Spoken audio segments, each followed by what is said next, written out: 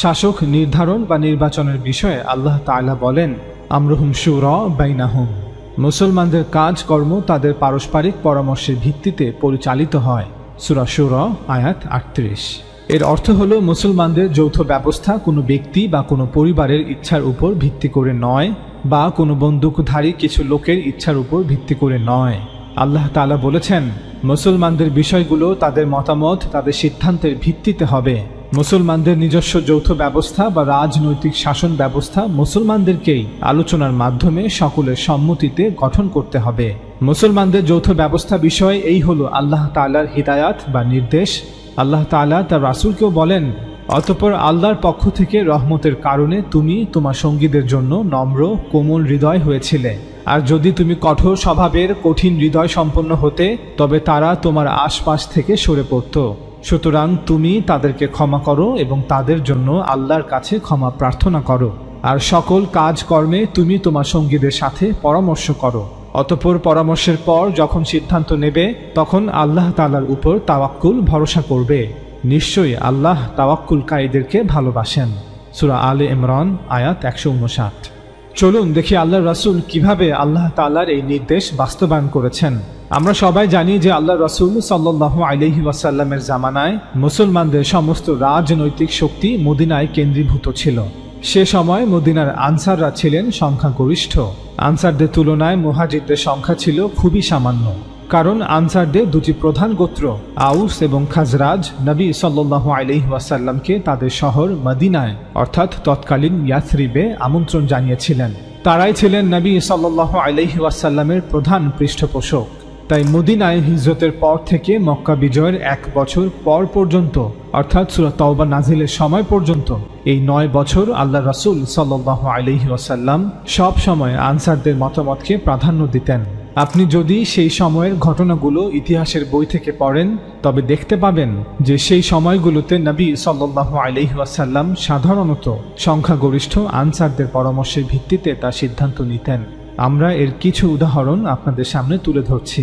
দ্বিতীয় হিজরিতে আল্লাহ রাসূল সাল্লাল্লাহু আলাইহি ওয়াসাল্লাম এবং সাহাবারা বদরের প্রান্তরের কাছাকাছি পৌঁছে বুঝতে পেরেছিলেন যে তারা আবু সুফিয়ানের কাফেলা নয়, বরং কুরাইশের সেনাবাহিনীর মুখোমুখি হচ্ছেন, যারা সংখ্যায় কম পক্ষে তাদের ৩ গুণ। কুরাইশের সেনাবাহিনীর অবস্থান সম্পর্কে অবহিত হওয়ার পর নবী সাল্লাল্লাহু আলাইহি ওয়াসাল্লাম তার সাহাবাগণকে এ বিষয়ে অবহিত করেন এবং এখন কি করা উচিত সে সম্পর্কে তাদের থেকে পরামর্শ আহ্বান করেন। আবু বকর সিদ্দিক রাদিয়াল্লাহু তাআলা আনহু উঠে চমৎকারভাবে নিজের মতামত ব্যক্ত করেন। এরপর ওমর ইবনে খাত্তাব রাদিয়াল্লাহু তাআলা আনহু দাঁড়িয়ে বলিষ্ঠ কণ্ঠে তার অভিমত ব্যক্ত করেন। এরপর মিকদাদ ইবনে আমর দণ্ডায়মান হন। তিনি বলেন, ইয়া রাসূলুল্লাহ, আল্লাহ আপনাকে যা করতে নির্দেশ দেন আপনি তাই করুন। আমরা আপনার সঙ্গে আছি। আল্লাহর কসম, আমরা আপনাকে সে কথা বলবো না যে কথা বনী ইসরাইল মুসা আলাইহিস সালামকে বলেছিল। তারা বলেছিল, হে মুসা, আপনি ও আপনার প্রতিপালক যুদ্ধ করুন, আমরা এখানে বসে থাকলাম। কিন্তু আমরা বলছি, আপনি ও আপনার প্রতিপালক যুদ্ধে যান, আমরাও আপনাদের সাথে থেকে যুদ্ধ করব। সেই সত্তার কসম যিনি আপনাকে সত্য দিন দিয়ে পাঠিয়েছেন, আপনি যদি আমাদেরকে নিয়ে সুদূর বারকুল গিমাদেও যেতে চান, তবে আমরা আপনার সঙ্গী হয়ে সেখান পর্যন্ত পৌঁছাবো। রাসূল সাল্লাল্লাহু আলাইহি ওয়াসাল্লাম মিকদাদের প্রশংসা করলেন এবং তার মঙ্গলের জন্য দোয়া করলেন। এরপর তিনি উপস্থিত সাহাবাদের কাছ থেকে পুনরায় পরামর্শ আহ্বান করলেন যে কি করা উচিত। রাওয়ায়াতে বলা হচ্ছে যে তিনি সাল্লাল্লাহু আলাইহি ওয়াসাল্লাম মনে মনে চাচ্ছিলেন যে আনসারদের মধ্যে হতে কেউ কিছু বলুক। এই রাওয়ায়াতে আরও বলা হচ্ছে এর কারণ হলো আনসারদের বড় একটা সংখ্যা সেখানে উপস্থিত ছিল, কিন্তু কয়েক বছর পূর্বে আকাবা গিরি গুহায় যখন তারা রাসূল সাল্লাল্লাহু আলাইহি ওয়াসাল্লামের নিকট বায়াত গ্রহণ করেছিলেন, তখন মদিনার আনসাররা বলেছিলেন, হে আল্লাহর রাসূল, আপনি আমাদের আবাসভূমি ইয়াসরিবে না পৌঁছা পর্যন্ত আমরা আপনার নিরাপত্তার দায়িত্ব পালনে সক্ষম হব না। যখন আপনি আমাদের মাঝে চলে আসবেন, তখন থেকে আপনি আমাদের দায়িত্বে থাকবেন। আমরা আপনাকে বিপদ আপদ ও শত্রু থেকে সেই রূপ রক্ষা করব যেমনটি আমাদের সন্তানাদি ও পরিবার পরিজনকে করে থাকি। এজন্য রাসূল সাল্লাল্লাহু আলাইহি ওয়াসাল্লাম আশঙ্কা করছিলেন যে আনসারগণ এ কথা ভাবতে পারেন যে মদিনায় তিনি শত্রু দ্বারা আক্রান্ত হলে তখনই তাদের উপর তার নিরাপত্তার দায়িত্ব বর্তায়, কিন্তু তিনি সাল্লাল্লাহু আলাইহি ওয়াসাল্লাম মদিনার বাইরে কোনো শত্রুর বিরুদ্ধে অভিযান পরিচালনা করলে সেই অভিযানে শরীক হওয়া তাদের দায়িত্বের মধ্যে পড়ে না। তাই রাসূলুল্লাহ সাল্লাল্লাহু আলাইহি ওয়াসাল্লাম যখন পুনরায় পরামর্শ চান, তখন আনসারদের এক নেতা সাআদ ইবনে মুআজ রাদিয়াল্লাহু তাআলা আনহু রাসূলুল্লাহ সাল্লাল্লাহু আলাইহি ওয়াসাল্লামের শঙ্কার বিষয়টি আঁচ করতে পেরে উঠে দাঁড়িয়ে বললেন, ইয়া রাসূলুল্লাহ, আপনি সম্ভবত আমাদের অর্থাৎ আনসারদের দিকে ইঙ্গিত করছেন। তিনি বললেন, হ্যাঁ। সাআদ রাদিয়াল্লাহু তাআলা আনহু বললেন, আমরা আনসাররা আপনার উপর ঈমান এনেছি, আপনার দাওয়াতকে সত্য বলে গ্রহণ করেছি। আপনি আল্লাহ তাআলার পক্ষ হতে যে বিধিবিধান নিয়ে এসেছেন তার সত্যতার উপর সাক্ষ্য দিয়েছি এবং এই বিশ্বাসের উপর ভিত্তি করে আপনার নিকট অঙ্গীকার করেছি ও প্রতিশ্রুতিবদ্ধ হয়েছি যে আপনার কথা শুনব ও আপনার আনুগত্য করব। সুতরাং ইয়া রাসূলুল্লাহ, আপনি যা সংকল্প করেছেন তাই করুন, আমরা আপনার সঙ্গে আছি। সেই সত্তার কসম যিনি আপনাকে সত্য বিধানসহ পাঠিয়েছেন, আপনি যদি আমাদেরকে নিয়ে সমুদ্রে যান এবং তাতে ঝাঁপ দেন তবে আমরাও তাতে ঝাঁপিয়ে পড়ব। আমরা আনসারদের একটি লোকও এ ব্যাপারে পিছিয়ে থাকব না। আপনি যদি আমাদেরকে নিয়ে আগামীকাল শত্রুর মোকাবিলা করতে চান তবে তাতে আমাদের কোনো আপত্তি নেই। যুদ্ধে আমরা ধৈর্যশীল এবং শত্রুর মোকাবিলায় অটল থাকব। হতে পারে আল্লাহ আমাদের দ্বারা এমন বীরত্ব দেখাবেন যা দেখে আপনার চোখ জোড়াবে। সুতরাং আল্লাহ তাআলার উপর ভরসা করে আপনি সামনে অগ্রসর হন। সাআদ রাদিয়াল্লাহু তাআলা আনহুর বক্তব্য শুনে রাসূলুল্লাহ সাল্লাল্লাহু আলাইহি ওয়াসাল্লাম অত্যন্ত আনন্দিত হলেন এবং উৎসাহিত বোধ করলেন। এরপর সবাইকে নির্দেশ দিয়ে বললেন, তোমরা সম্মুখে অগ্রসর হও এবং সুসংবাদ গ্রহণ করো, কেননা আল্লাহ আমাকে প্রতিশ্রুতি দিয়েছেন যে দু দলের এক দল আমাদের করায়ত্ত করে দিবেন। আল্লাহর কসম, শত্রুদের মধ্যে যারা যুদ্ধক্ষেত্রে নিহত হবে তাদের সেই স্থানগুলো যেন আমি এখনই দেখতে পাচ্ছি। অর্থাৎ তিনি সাহাবাদেরকে যুদ্ধের একদিন পূর্বেই বিজয়ের সুসংবাদ পৌঁছে দিচ্ছেন। আমরা সকলেই জানি যে বদর যুদ্ধের ঠিক 1 বছর পর উহুদ যুদ্ধ সংঘটিত হয়। বদরের যুদ্ধে পরাজয়ের প্রতিশোধ নেয়ার জন্য মদিনা আক্রমণের উদ্দেশ্যে কুরাইশ বাহিনীর আগমনের সংবাদ পেয়ে রাসূল সাল্লাল্লাহু আলাইহি ওয়াসাল্লাম মুসলমানদের একটি বড় পরামর্শ সভা আহ্বান করেন, যেখানে সকল মুসলমানরা উপস্থিত ছিল। সেই সভায় সকল মুসলমানদের নির্দেশ দিয়ে রাসূল সাল্লাল্লাহু আলাইহি ওয়াসাল্লাম বলেন, তোমরা সকলে মদিনাতেই অবস্থান করো এবং নারী ও শিশুদেরকে দুর্গের মধ্যে নিরাপদ আশ্রয়ে পাঠিয়ে দাও। শত্রুরা যদি মদিনার শহরে প্রবেশ করে তবে আমরা শহরের ভেতরে থেকেই তাদের মোকাবেলা করব, যুদ্ধ করব। আর ঘরের মধ্যে থাকা লোকজন তাদের উপর ঘরের উপর থেকে পাথর নিক্ষেপ করবে। মদিনাবাসীগণ মদিনার গলিপথ ও রাস্তাগুলোকে ঘরবাড়ি বানিয়ে আরো সংকীর্ণ করে তুলেছিল, ফলে পুরো মদিনা নগরী দুর্গের ন্যায় হয়ে উঠেছিল। যারা বদরের যুদ্ধে অংশগ্রহণ করতে পারেনি, রাসূলুল্লাহ সাল্লাল্লাহু আলাইহি ওয়াসাল্লামের এই প্রস্তাব শুনে তারা বলল, ইয়া রাসূলুল্লাহ, আমরা এমন একটি দিনের আকাঙ্ক্ষায় ছিলাম, মুখোমুখি জিহাদের একটি দিন আমাদেরকে দেওয়ার জন্য আমরা আল্লাহর নিকট দোয়া করতাম।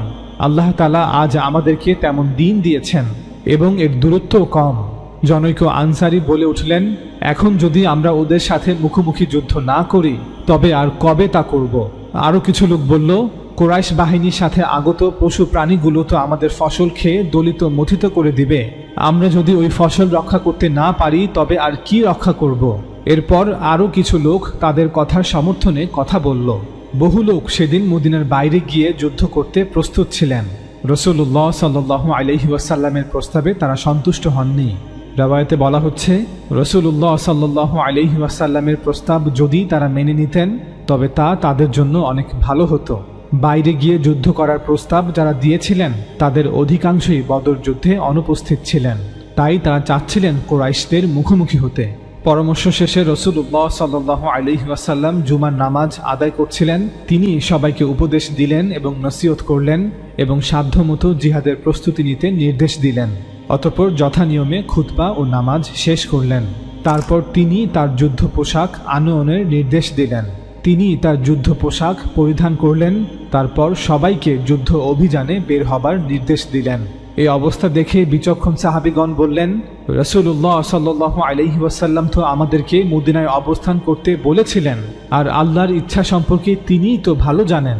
আসমান থেকে তার নিকট ওহী আসে, তোমরা এমনটা কেন চাইছো যে মদিনার বাহিরে গিয়ে যুদ্ধ করবে? অবশেষে তারা তাদের ভুল বুঝতে পেরে রাসূলুল্লাহ সাল্লাল্লাহু আলাইহি ওয়াসাল্লামকে বললেন, ইয়া রাসূলুল্লাহ, আপনি পূর্বে যেমনটি নির্দেশ দিয়েছিলেন যে আমরা মদিনা শহরের ভেতর থেকেই যুদ্ধ করি, আমরাও তাই করব। রাসূলুল্লাহ সাল্লাল্লাহু আলাইহি ওয়াসাল্লাম বললেন, যুদ্ধ পোশাক পরিধান করা এবং যুদ্ধ অভিযানে বের হবার ঘোষণা দেওয়ার পর যুদ্ধ না করে ফিরে আসা কোনো নবীর জন্য শোভনীয় নয়। আমি তো তোমাদেরকে এই প্রস্তাব পূর্বেই দিয়েছিলাম, কিন্তু তোমরা অভিযানে বের হওয়া ব্যতীত কিছুতেই রাজি হলে না। তবে আল্লাহর উপর ভরসা করে আমি যখন নির্দেশ দিয়েছি, এখন তোমাদের দায়িত্ব হলো তাকওয়া অবলম্বন করা ও যুদ্ধের সময় ধৈর্য ধারণ করা। আর তোমরা অপেক্ষায় থাকো যে আল্লাহ কি নির্দেশ দেন, তিনি যা নির্দেশ দেবেন তা পালন করবে।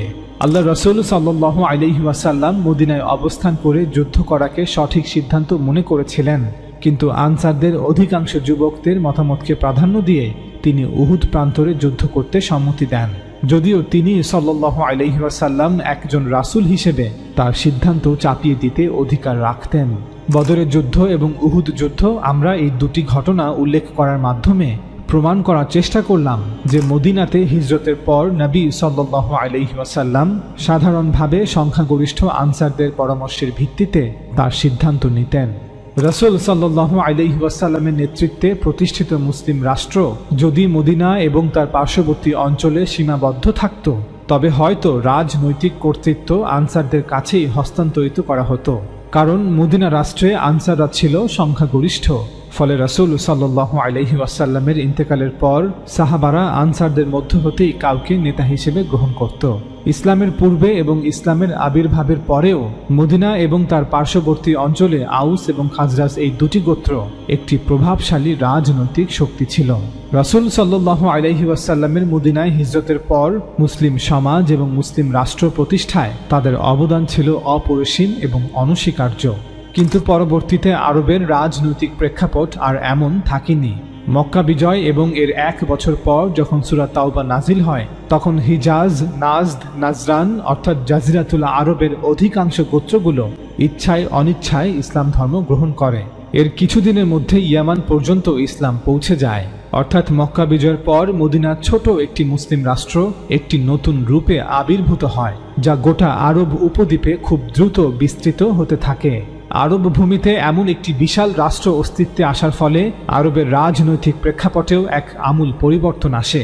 সূরা তাওবা নাজিল হওয়ার পর আরবের সকল মুশরিকরা ইচ্ছায় অনিচ্ছায় কেন ইসলাম ধর্ম গ্রহণ করেছিল, এই বিষয়ে আমরা এই ভিডিও সিরিজে বিস্তারিতভাবে আলোচনা করেছি। লিংক নিচে দেয়া থাকবে। আরব উপদ্বীপের পরিবর্তিত রাজনৈতিক প্রেক্ষাপটকে সামনে রেখে রাসূল সাল্লাল্লাহু আলাইহি ওয়াসাল্লাম তার ইন্তেকালের পূর্বে আনসার এবং মুহাজিরদের সাধারণভাবে একটি আদেশ বা উপদেশ প্রদান করেন। রাসূল সাল্লাল্লাহু আলাইহি ওয়াসাল্লামের এই আদেশটি বুখারীর একটি হাদিসে বর্ণিত হয়েছে।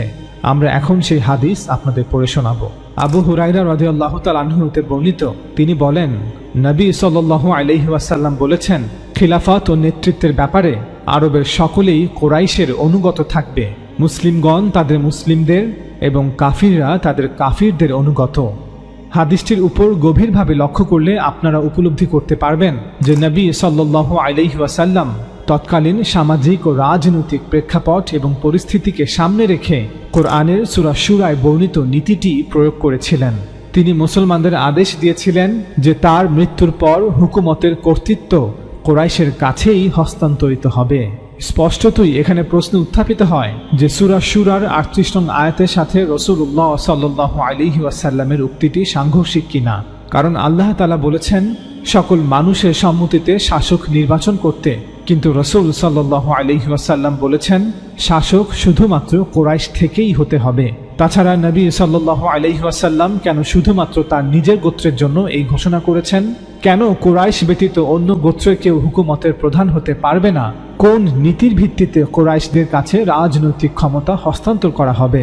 এটা কি আসাবিয়াত নয়? অথচ আল্লাহ রাসূল সাল্লাল্লাহু আলাইহি ওয়াসাল্লাম তিনি নিজেই আসাবিয়াতকে প্রত্যাখ্যান করতে বলেছেন। এই প্রশ্নের জবাব এই হাদিসেই দেয়া আছে। নবী সাল্লাল্লাহু আলাইহি ওয়াসাল্লাম তার সিদ্ধান্ত নিজেই ব্যাখ্যা করেছেন। তিনি বলেছিলেন যে তিনি এই সিদ্ধান্ত নিচ্ছেন কারণ আরবের প্রায় সকল গোত্র এবং অধিকাংশ মানুষ কুরাইশের নেতৃত্ব মেনে নেয়। তিনি আরো বলেন, জাহিলিয়াতের যুগে যেভাবে অধিকাংশ মুশরিক আরবরা কুরাইশের নেতৃত্ব মেনে নিত, ঠিক তেমনিভাবে এখন আরবের এই সকল গোত্রের লোকেরা ইসলাম ধর্ম গ্রহণ করার পর কুরাইশের নেতৃত্বই মেনে নিবে। এই বিষয়টিকে তিনি সাল্লাল্লাহু আলাইহি ওয়াসাল্লাম সংক্ষেপে এভাবে বলেছেন, মুসলিমগণ তাদের মুসলিমদের অনুগত এবং কাফিররা তাদের কাফিরদের অনুগত। অর্থাৎ অতীতে আরবের কাফিররা কুরাইশের কাফিরদের অনুগত ছিল, এখন আরবের মুসলিমরা কুরাইশের মুসলিমদের অনুগত থাকবে। অন্যথায় গোটা আরবে রাজনৈতিক কোন্দল ছড়িয়ে পড়বে, গোটা জাজিরায় ফিতনা ফাসাদ ছড়িয়ে পড়বে। সুতরাং কুরাইশ প্রভাবিত আরব ভূখণ্ডে কুরাইশদের বর্তমানে অন্য গোত্রে কেউ আমির হলে সে সকল গোত্রের নিকট গ্রহণযোগ্য হবে না। আমরা স্পষ্টভাবে বলতে চাই, তৎকালীন আরব ভূখণ্ডে আল্লাহ রাসূল সাল্লাল্লাহু আলাইহি ওয়াসাল্লামের এই আদেশ বা উপদেশ শতভাগ যথার্থ ছিল। আমাদের মনে রাখতে হবে যে মদিনার মুসলিম রাষ্ট্র এখন আর মদিনা এবং এর চারপাশের সীমানার মধ্যে সীমাবদ্ধ নয়, যেখানে হাতে গোনা কিছু গোত্র বসবাস করছে। আল্লাহ রাসূল সাল্লাল্লাহু আলাইহি ওয়াসাল্লামকে এখন পুরো আরব উপদ্বীপের নেতৃত্বের বিষয়ে সিদ্ধান্ত নিতে হবে, যেখানে আনসাররা আর সংখ্যাগরিষ্ঠ নয়। আমরা এখানে স্পষ্টভাবে দেখতে পাই যে কিভাবে গণতান্ত্রিক নীতি একটি গোত্রতান্ত্রিক সমাজ ব্যবস্থায় বাস্তবায়িত হয়েছিল। বর্তমান আধুনিক বিশ্বে একটি দেশে বসবাসরত প্রতিটি মানুষের রাজনৈতিক ইচ্ছা, আকাঙ্ক্ষা, প্রত্যাশা এবং সিদ্ধান্ত জানার জন্য আমাদের কাছে অনেক পদ্ধতি রয়েছে। তবে 1500 বছর পূর্বের একটি গোত্রতান্ত্রিক সমাজে এটি কোনো সহজ বিষয় ছিল না যে প্রত্যেক ব্যক্তির কাছে পৌঁছে তার সিদ্ধান্ত জানা। তাই তৎকালীন আরব ভূখণ্ডে ইসলামী হুকুমতের প্রেক্ষাপটে আল্লাহ রাসূল সাল্লাল্লাহু আলাইহি ওয়াসাল্লামের এই আদেশ বা উপদেশ শতভাগ যথার্থ ছিল যে যেহেতু আরবের প্রায় সকল গোত্র কুরাইশের নেতৃত্ব মেনে নিবে, তাই আমার মৃত্যুর পর কুরাইশ গোত্রই ইসলামী হুকুমতের নেতৃত্ব দিবে। খিলাফতের প্রথম 50 বছরের ইতিহাস বিস্তারিতভাবে আলোচনার পূর্বে চলুন এ পর্যায়ে জেনে নেই শাসক ব্যবস্থা কখন বৈধ হয়, শাসন ব্যবস্থার ভিত্তি কি, কখন মাত্র একজন মানুষ লক্ষ কোটি মানুষকে শাসন করার অধিকার পায়। শাসন ব্যবস্থার সামাজিক, রাজনৈতিক ও নৈতিক ভিত্তি সম্পর্কে স্পষ্ট ধারণা না থাকলে ইসলামী খিলাফতের প্রথম 50 বছরের ইতিহাস আমরা কেউই সঠিকভাবে অনুধাবন করতে পারব না। প্রকৃত অর্থে আমরা মুসলমানদের অধিকাংশ অংশই খোলাফায়ে রাশেদিনের শাসন আমল এবং এই ইতিহাস অনুধাবন করতে পারিনি। সবাই জেনে রাখুন যে রাজনৈতিক শাসন ব্যবস্থা শুধুমাত্র দুটি ভিত্তিতে বৈধভাবে প্রতিষ্ঠিত হতে পারে।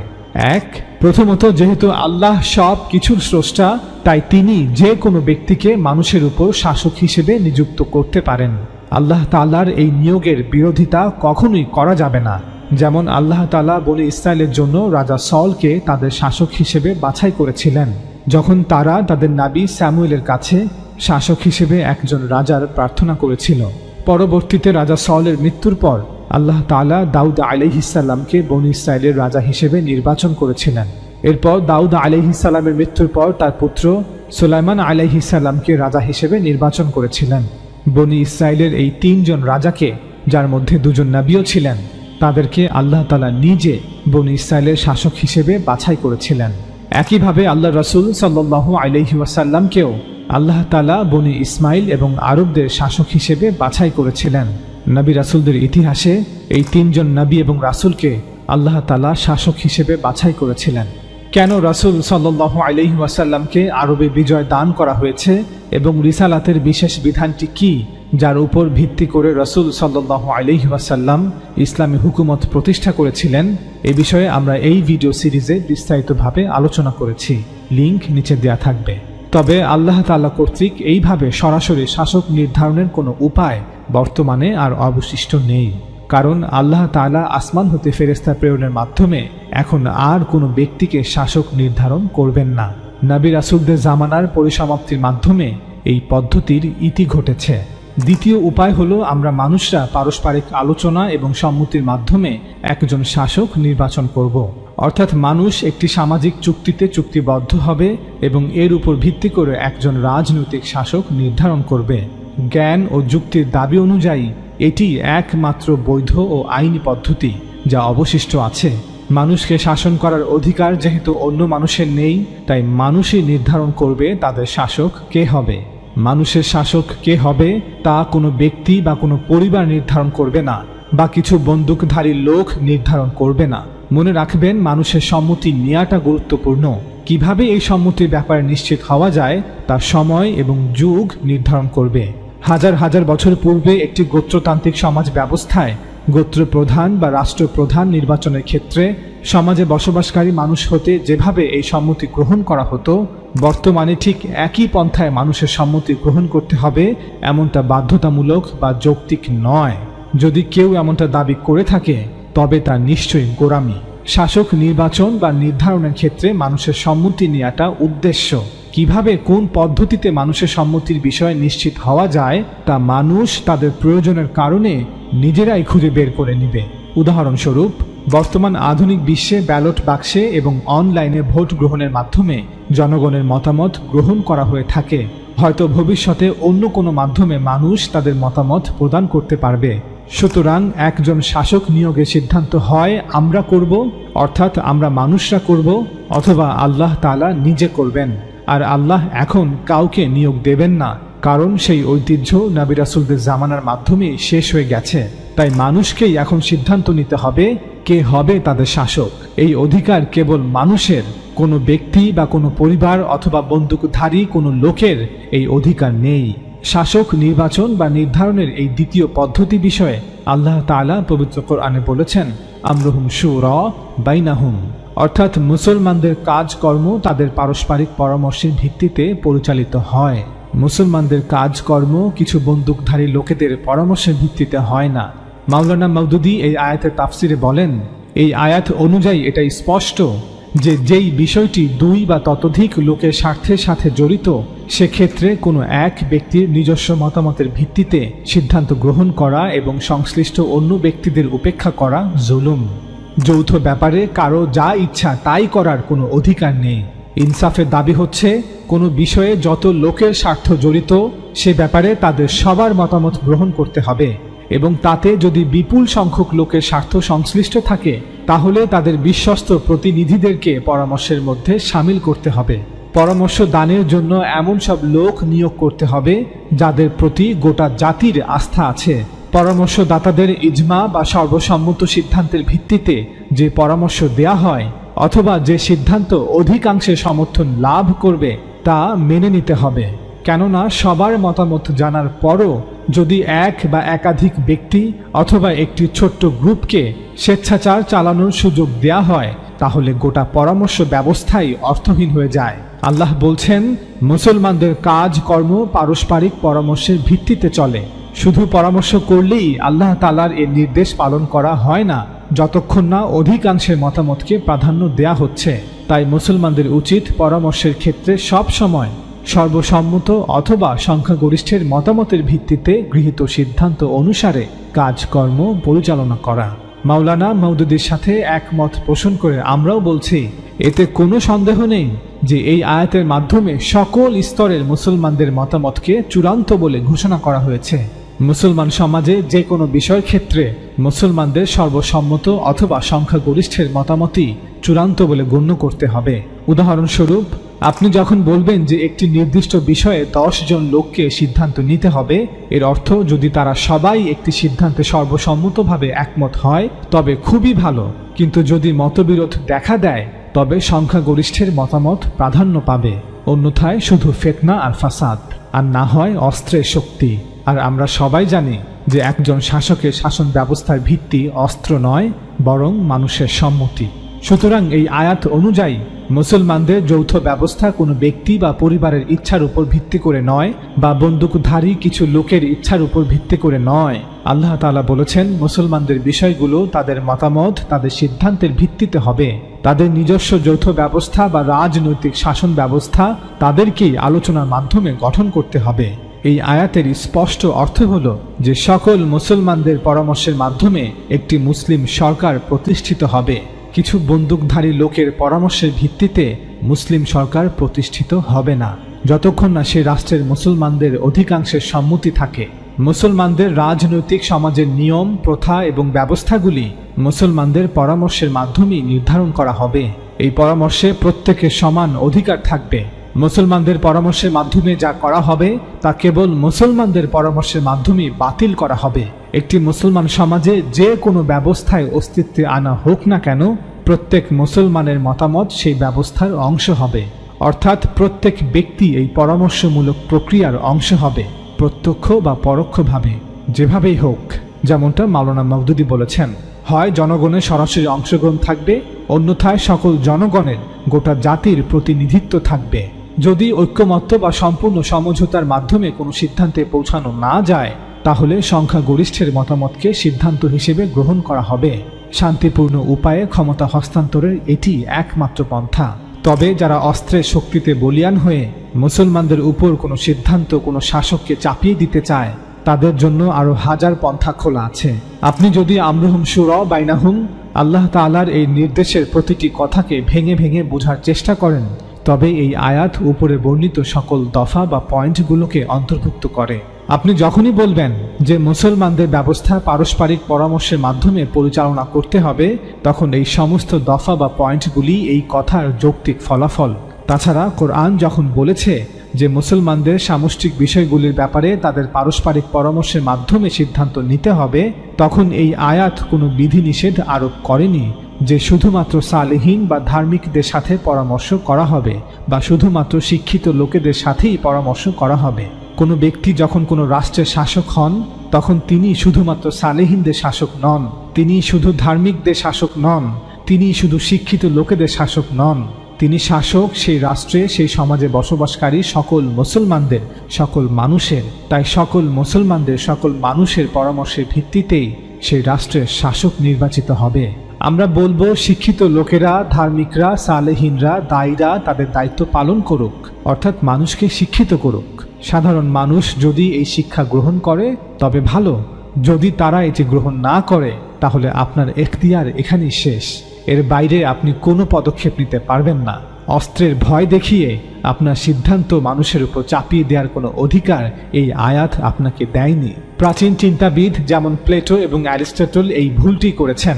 তারা একটি অভিজাত তন্ত্রের স্বপ্ন দেখেছিলেন, যেখানে একটি সমাজ বা রাষ্ট্রের লোকেরা দার্শনিক রাজাদের দ্বারা শাসিত হচ্ছে, যদিও তাদের এই স্বপ্নের বা চিন্তার কোনো আইনি বৈধতা নেই, কোনো রাজনৈতিক, সামাজিক, নৈতিক ভিত্তি নেই। কেননা দার্শনিকদের এই অধিকার কে দিল যে তারা নিজেদেরকে মানুষের শাসক হিসেবে দাবি করবে? একইভাবে সালেহীনদের, ধার্মিকদের, আলেমদের, শিক্ষিত লোকেদের এই অধিকার কে দিল যে তারা নিজেদেরকে মানুষের শাসক হিসেবে দাবি করবে? আমরা এই দীর্ঘ আলোচনা হতে প্রমাণ করার চেষ্টা করলাম, হুকুমত শুধুমাত্র দুটি প্রাকৃতিক উপায়ে প্রতিষ্ঠিত হতে পারে, যা আমরা মানুষদের ফিতরা বা সহজাত প্রকৃতি মেনে নেয়। হয় আল্লাহ সরাসরি কোনো শাসক নিযুক্ত করবেন, যেমনটা তিনি পূর্বে করেছিলেন, নতুবা মানুষ নিযুক্ত করবে তাদের শাসক। মানুষের সম্মতি না নিয়ে শুধুমাত্র তলোয়ার আর বন্দুকের জোরে নিজেকে শাসক ঘোষণা করলে তা অবৈধ বলে গণ্য হবে। এই ধরনের শাসক ও শাসনের কোনো সামাজিক, রাজনৈতিক, ধর্মীয় ও নৈতিক ভিত্তি নেই। মানুষের সরাসরি ভোটের মাধ্যমে সরকার প্রধান নির্বাচনের সাথে কোরআনের সূরা শুরার ৩৮ নং আয়াতটি সাংঘর্ষিক নয়, বরং আল্লাহ তাআলা নিজেই মুসলমানদের উপদেশ দিচ্ছেন যেন তারা পরামর্শ সাপেক্ষে সকলের প্রত্যক্ষ বা পরোক্ষ সম্মতিতে তাদের যৌথ ব্যবস্থা গড়ে তোলে। এবং আমরা এটাও প্রমাণ করার চেষ্টা করলাম যে শাসক নির্বাচনের বিষয়ে সূরা শুরার ৩৮ নং আয়াত এবং সাহাবাদের প্রতি রাসূল সাল্লাল্লাহু আলাইহি ওয়াসাল্লামের এই আদেশটি মোটেও সাংঘর্ষিক নয়, বরং তিনি সাল্লাল্লাহু আলাইহি ওয়াসাল্লাম এই আয়াতে বর্ণিত নীতি অনুসরণ করেই সাহাবাদের উপদেশ দিয়েছেন যেন তারা কুরাইশ ব্যতীত অন্য কোনো গোত্রের কোনো ব্যক্তিকে হুকুমতের প্রধান না করে। তবে এই হাদিসের বিষয়ে আমাদের একটি কথা মনে রাখতে হবে যে আল্লাহ রাসূল সাল্লাল্লাহু আলাইহি ওয়াসাল্লামের এই আদেশটি শুধুমাত্র আরবের জন্য খাস ছিল। এমন নয় যে বর্তমান সকল মুসলিম রাষ্ট্রের জন্য কুরাইশ গোত্র হতেই শাসক নির্বাচন করতে হবে। রাসূল সাল্লাল্লাহু আলাইহি ওয়াসাল্লামের ইন্তেকালের পর কিভাবে ইসলামের প্রথম ৪ খলিফা নির্বাচন বা নির্ধারণ করা হয়েছে, চলুন এবার এ বিষয়ে আলোচনা করা যাক। এজন্য আমরা প্রথমেই কিছু হাদিস আপনাদের পড়ে শোনাবো। রাসূলুল্লাহ সাল্লাল্লাহু আলাইহি ওয়াসাল্লাম সোমবার যোহরের নামাজের পর ইন্তেকাল করেন। ওনার ইন্তেকালের সংবাদ শুনে অনেক সাহাবাদের মতো আবু বকর রাদিয়াল্লাহু তাআলা আনহু রাসূল সাল্লাল্লাহু আলাইহি ওয়াসাল্লামের হুজরায় উপস্থিত হন। তিনি রাসূল সাল্লাল্লাহু আলাইহি ওয়াসাল্লামের চেহারা অনাবৃত করে তার কপালে চুমু খেলেন এবং বললেন, আমার মাতা পিতা আপনার জন্য কুরবান, আপনি জীবনে এবং মরণেও কতই না সুন্দর। এরপর তিনি বাহিরে গিয়ে সকলের সামনে আল্লাহ তাআলার হামদ ও সানা বর্ণনা করে বললেন, যারা মুহাম্মদ সাল্লাল্লাহু আলাইহি ওয়াসাল্লামের ইবাদতকারী ছিলে তারা জেনে রাখো মুহাম্মদ সাল্লাল্লাহু আলাইহি ওয়াসাল্লাম মারা গেছেন। আর যারা আল্লাহর ইবাদত করতে তারা নিশ্চিত জেনে রাখো যে আল্লাহ চিরঞ্জীব, তিনি অমর, তার মৃত্যু নেই। অতঃপর আবু বকর রাদিয়াল্লাহু তাআলা আনহু এই আয়াত তিলাওয়াত করলেন, হে রাসূল, নিশ্চয়ই আপনি মরণশীল, আর যারা আপনার শত্রু তারা সকলেই মরণশীল। তিনি আরও তিলাওয়াত করলেন, মুহাম্মদ তো একজন রাসূল ব্যতি রেখে আর কিছু নয়, তার পূর্বেও অনেক রাসূল চলে গেছে। অতএব যদি সে মারা যায় অথবা নিহত হয় তাহলে কি তোমরা ইসলাম ত্যাগ করবে? আর যদি কেউ ইসলাম ত্যাগ করে পেছনে ফিরেও যায় তবে সে জেনে রাখুক সে কখনো আল্লাহর বিন্দুমাত্র ক্ষতি করতে পারবে না। সূরা আলে ইমরান আয়াত 144। রাবি বলেন, আবু বকরের এই কথাগুলি শুনে সবাই ফুপিয়ে ফুপিয়ে কাঁদতে লাগলেন। পরবর্তীতে সেদিন বিকেল বেলায় আনসারগণ সাকিফা বনু সাআদায় সাদ ইবনু ওবায়দাহ রাদিয়াল্লাহু তাআলা আনহুর নিকট সমবেত হলেন। সাকিফা ছিল বানু সাআদ গোত্রের বাগানে অবস্থিত একটি চালা বা ছাউনি, যেখানে মদিনাবাসীরা জাহিলিয়াতের যুগ হতেই বিভিন্ন গুরুত্বপূর্ণ বিষয়ে আলোচনা করার জন্য সমবেত হতো। আনসারদের সাকিফা বানু সাআদায় সমবেত হওয়ার সংবাদ পাওয়ার পর আবু বকর রাদিয়াল্লাহু তাআলা আনহু, ওমর ইবনে খাত্তাব রাদিয়াল্লাহু তাআলা আনহু এবং আবু ওবায়দাহ ইবনু জাররাহ রাদিয়াল্লাহু তাআলা আনহু এই তিনজন মুহাজির সাহাবী আনসারদের নিকট গমন করলেন। সেখানে পৌঁছে আবু বকর রাদিয়াল্লাহু তাআলা আনহু অত্যন্ত জোরালো ও যুক্তিপূর্ণ ভাষণ রাখলেন। তার বক্তব্যে তিনি আনসারদের প্রশংসায় নাজিলকৃত কোরআনের কোনো আয়াত এবং এ বিষয়ে রাসূল সাল্লাল্লাহু আলাইহি ওয়াসাল্লামের কোনো বাণী বাদ দিলেন না। তিনি এ কথাও বললেন, হে আনসাররা, আপনারা অবশ্যই অবগত রয়েছেন রাসূলুল্লাহ সাল্লাল্লাহু আলাইহি ওয়াসাল্লাম বলেছেন, লোকেরা যদি একটি উপত্যকা দিয়ে চলে আর আনসাররা অন্য একটি উপত্যকা দিয়ে চলে তবে আমি অবশ্যই আনসারীদের পথ ধরে চলব। আবু বকর রাদিয়াল্লাহু তাআলা আনহু আনসারদের একজন অন্যতম প্রধান নেতা সাআদ রাদিয়াল্লাহু তাআলা আনহুকে উদ্দেশ্য করে বললেন, আর হে সাআদ, আপনি ভালো করে জানেন যে রাসূলুল্লাহ সাল্লাল্লাহু আলাইহি ওয়াসাল্লাম বলেছেন, আপনিও তখন সেই মজলিসে উপস্থিত ছিলেন, যে কুরাইশ গোত্র এ দ্বীনের নেতৃত্বের বিষয়টির যোগ্য পাত্র। সুতরাং মানুষের ভালো লোকেরা কুরাইশের ভালো লোকেদের অনুগামী আর মানুষের মন্দ লোকেরা কুরাইশের মন্দদের অনুগামী। সহিহ বুখারীতে এই কথাটি এভাবে এসেছে যে মুসলিমগণ কুরাইশের মুসলিমদের অনুসারী এবং কাফিররা কুরাইশের কাফিরদের অনুসারী। অতঃপর আবু বকর রাদিয়াল্লাহু তাআলা আনহু বলেন, হে আনসাররা, আপনারা রাসূল সাল্লাল্লাহু আলাইহি ওয়াসাল্লামের এই কথার অনুগত থেকে ওমর অথবা আবু ওবায়দা ইবনু জাররার হাতে বায়াত করে নিন। ওমর রাদিয়াল্লাহু তাআলা আনহু বললেন, হে আবু বকর, আমরা কিন্তু আপনার হাতে বায়াত করব। আপনি আমাদের নেতা, আপনি আমাদের মধ্যে সর্বশ্রেষ্ঠ, আমাদের মাঝে আপনি আল্লাহর রাসূল সাল্লাল্লাহু আলাইহি ওয়াসাল্লামের প্রিয়তম ব্যক্তি। এ বলে ওমর রাদিয়াল্লাহু তাআলা আনহু তার হাত ধরে বায়াত করে নিলেন। সঙ্গে সঙ্গে উপস্থিত সকল আনসাররা আবু বকর রাদিয়াল্লাহু তাআলা আনহুর হাতে বায়াত করলেন। সাকিফার এই ঘটনার 12 বছর পর ওমর রাদিয়াল্লাহু তাআলা আনহু তার ইন্তেকালের কিছুদিন পূর্বে মানুষদের উদ্দেশ্য করে এক দীর্ঘ খুতবার শেষে বলেন, তোমাদের কেউ যেন এত দূর দৃষ্টতা না দেখায় যে আবু বকরের খিলাফতকে অপ্রত্যাশিত ব্যাপার বলবে, যে কিছু লোক মিলে তাকে খেজুর বাগানে আমির হিসেবে নির্বাচিত করেছে। ওটা অপ্রত্যাশিত ছিল বটে, তবে আল্লাহ তাকে সব অনিষ্ট থেকে রক্ষা করেছেন, অর্থাৎ তাকে সফল করেছেন।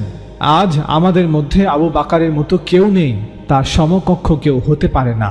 আমাদের সেই পরামর্শ সভায় আবু বকরের হাতে বায়াত করার চেয়ে যুক্তিযুক্ত আর কোনো পন্থা আমরা পাইনি।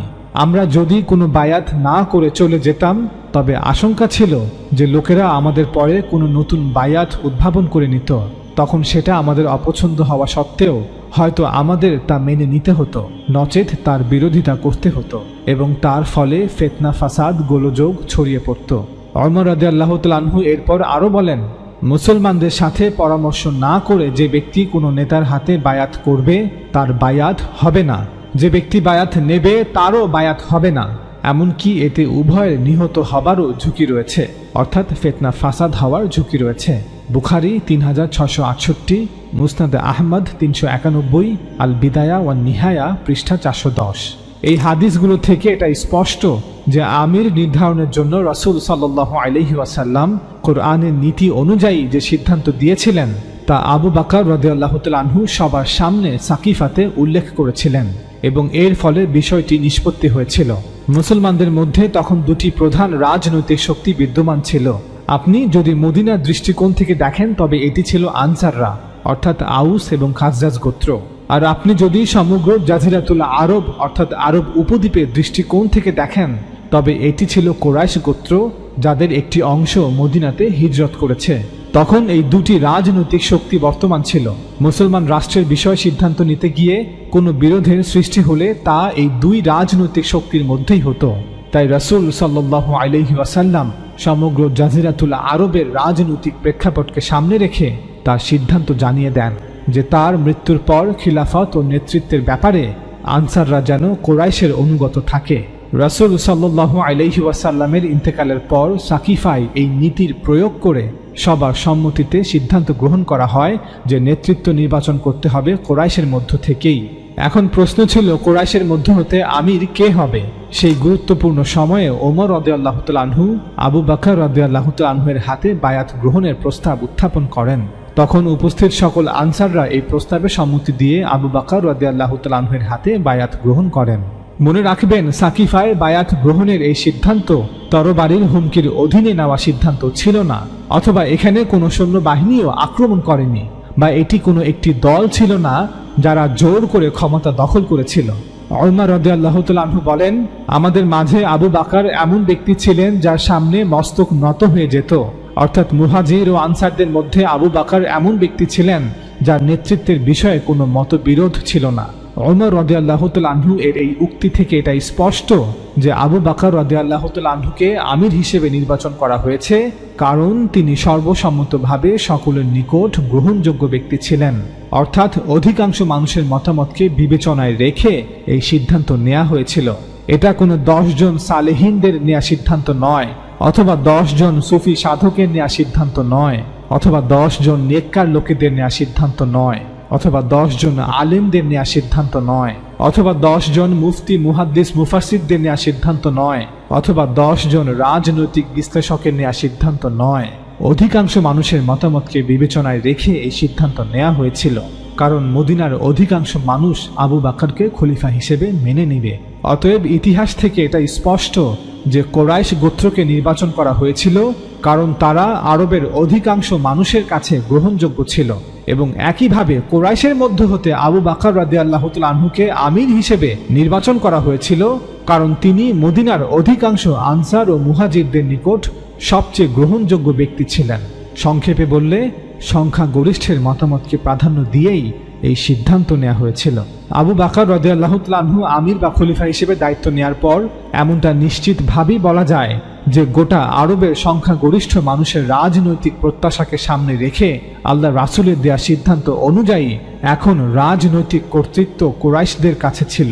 মনে রাখবেন, আরবদের সংখ্যাগরিষ্ঠের সমর্থন কুরাইশের পক্ষেই ছিল, কিন্তু খলিফা নির্বাচন বা নির্ধারণ কুরাইশের নেতাদেরকেই করতে হয়েছিল। ঠিক যেভাবে পৃথিবীর অন্য অঞ্চলগুলোতে যে কোনো গোত্রতান্ত্রিক সমাজ ব্যবস্থায় বিভিন্ন গোত্রের প্রধানরাই গোত্রের প্রধান নেতাকে নির্বাচন করে থাকে। কুরাইশের পুরাতন নেতৃত্বের সকলেই আল্লাহর আযাবে গ্রেফতার হয়ে দুনিয়া থেকে বিদায় নিয়েছিল। জীবিত ছিলেন শুধু আল্লাহর রাসূল সাল্লাল্লাহু আলাইহি ওয়াসাল্লামের চাচা আব্বাস রাদিয়াল্লাহু তাআলা আনহু এবং আবু সুফিয়ান রাদিয়াল্লাহু তাআলা আনহু। ওনারা দুজনই মক্কা বিজয়ের পরে ইসলাম গ্রহণ করেন। কুরাইশের নতুন নেতৃত্বের সকলেই ছিলেন এমন সাহাবারা যারা ইসলামের প্রাথমিক যুগেই ঈমান আনয়ন করেছিলেন এবং মদিনায় হিজরত করেছিলেন, যারা ছিলেন সাবেকুন আল আউয়ালিন। কুরাইশদের এই নতুন নেতৃত্বে ছিলেন আবু বকর রাদিয়াল্লাহু তাআলা আনহু, উমর ইবনুল খাত্তাব রাদিয়াল্লাহু তাআলা আনহু, উসমান ইবনে আফফান রাদিয়াল্লাহু তাআলা আনহু, আলী ইবনে আবি তালিব রাদিয়াল্লাহু তাআলা আনহু, আবু উবাইদা ইবনুল জাররাহ রাদিয়াল্লাহু তাআলা আনহু, আব্দুর রহমান ইবনে আউফ রাদিয়াল্লাহু তাআলা আনহু, সাদ ইবনে আবি ওয়াক্কাস রাদিয়াল্লাহু তাআলা আনহু, তালহা ইবনে উবাইদুল্লাহ রাদিয়াল্লাহু তাআলা আনহু এবং জুবাইর ইবনুল আওয়াম রাদিয়াল্লাহু তাআলা আনহু। ওনারা ছিলেন কুরাইশের নতুন নেতৃত্বের প্রধান অংশ। সুতরাং মুসলমানদের পুরো নেতৃত্ব তখন মদিনাতেই ছিল।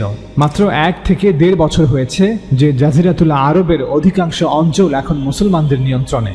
আমাদের মনে রাখতে হবে যে নবী সাল্লাল্লাহু আলাইহি ওয়াসাল্লাম এবং তার সাহাবীদের সাথে আরব উপদ্বীপের বাকি অমুসলিমদের মধ্যে যে সম্পর্ক স্থাপিত হয়েছিল তা হলো হাকেম এবং মেহকুমের সম্পর্ক। অর্থাৎ সাহাবাদের জামাত এবং মুসলমানরা ছিল শাসক শ্রেণী এবং বাকি অমুসলিমরা অর্থাৎ মুশরিক এবং ইহুদি খ্রিস্টানরা ছিল এমন মানুষ যারা সমষ্টিগতভাবে শাসিত শ্রেণী। এটি এমন একটি শাসন ব্যবস্থা যা রাজতন্ত্রও নয় আবার জাতিরাষ্ট্রের মতোও নয়, কারণ একটি রাজ্যে রাজা হচ্ছেন সার্বভৌম, আবার একটি জাতিরাষ্ট্রে বসবাসকারী সকল নাগরিকরা হচ্ছে সার্বভৌম। এখন এই নাগরিকরা হোক তারা বিভিন্ন জাতি, গোষ্ঠী, ধর্ম অথবা বর্ণের। এই বিষয়ে আমরা এই ভিডিওটিতে বিস্তারিতভাবে আলোচনা করেছি, লিংক নিচে দেয়া থাকবে। তাই মদিনার শাসন ব্যবস্থা রাজতন্ত্র নয় আবার জাতিরাষ্ট্রের মতো নয়। তবে এতটুকু নিশ্চিতভাবে বলা যায় যে সে সময় জাজিরাতুল আরবের অমুসলিমরা সাহাবা এবং মুসলমানদের অধীন ছিল। কেউ হয়তো প্রশ্ন করতে পারে যে সে সময় আরব উপদ্বীপের অমুসলিমরা কেন মুসলমানদের মতোই কারো অধীনে না থেকে বসবাস করতে পারেনি? তৎকালীন অমুসলিমদের কেন সেই সুযোগ দেয়া হয়নি? কেন তারা মুসলিম রাষ্ট্র এবং মুসলমানদের পরাধীন ছিল?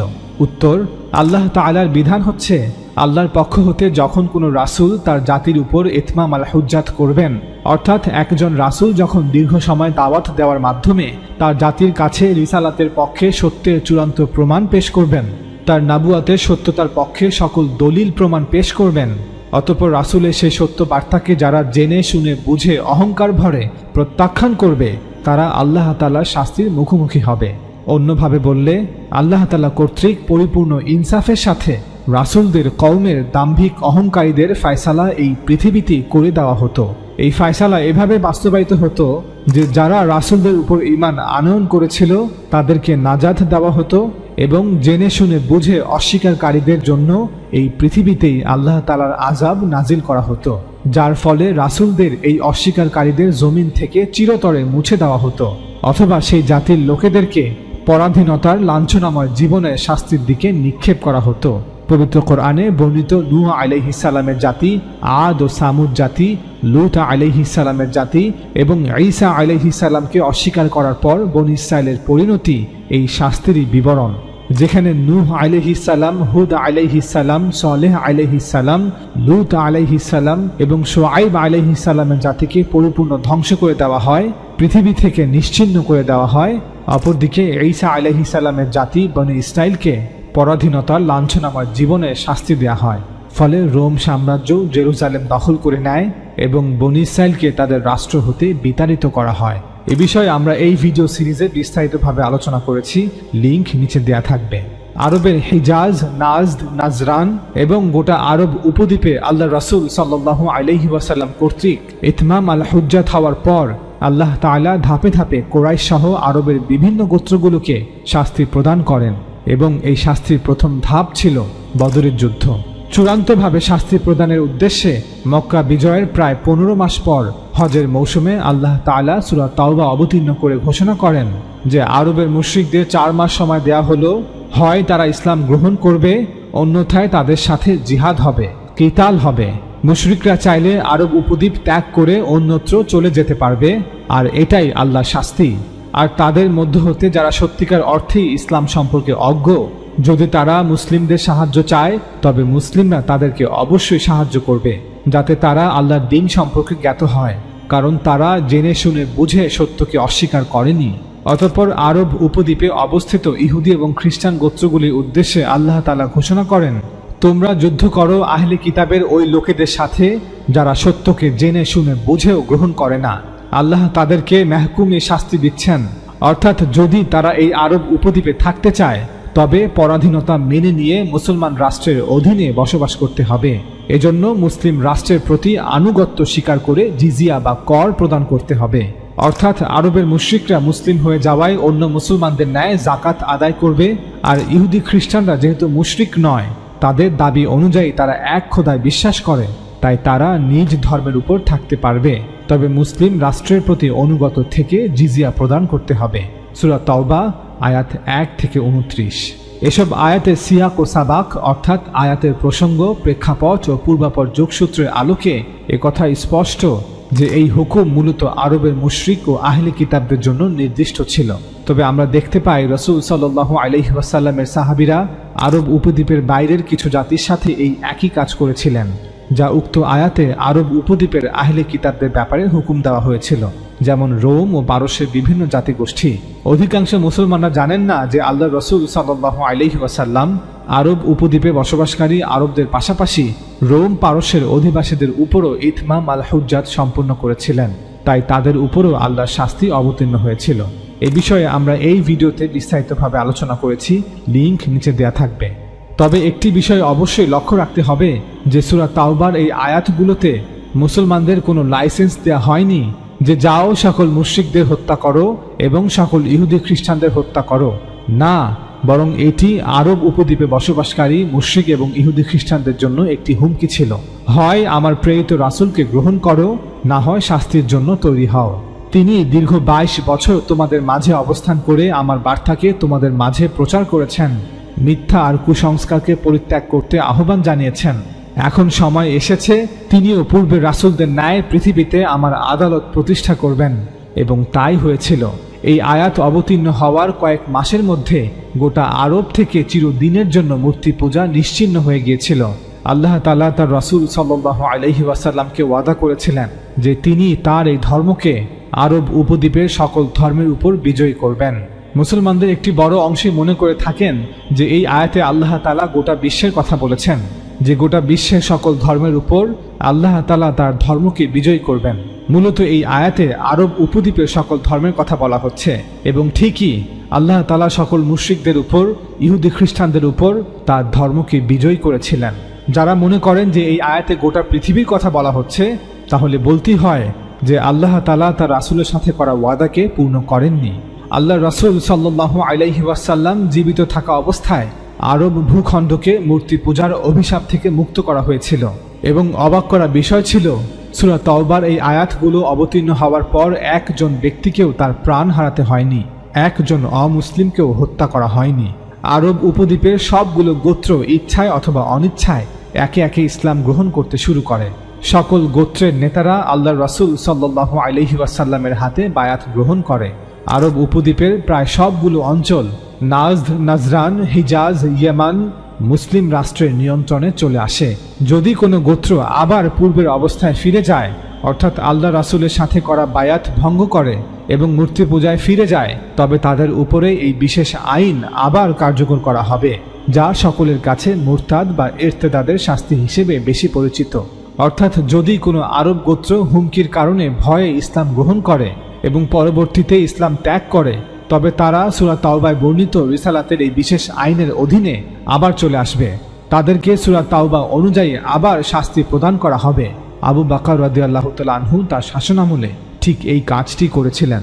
তিনি আরব উপদ্বীপের সকল মুরতাদ গোত্রগুলোর বিরুদ্ধে সূরা তাওবায় বর্ণিত রিসালাতের বিশেষ বিধান অনুযায়ী রিদ্দার যুদ্ধ করেছিলেন।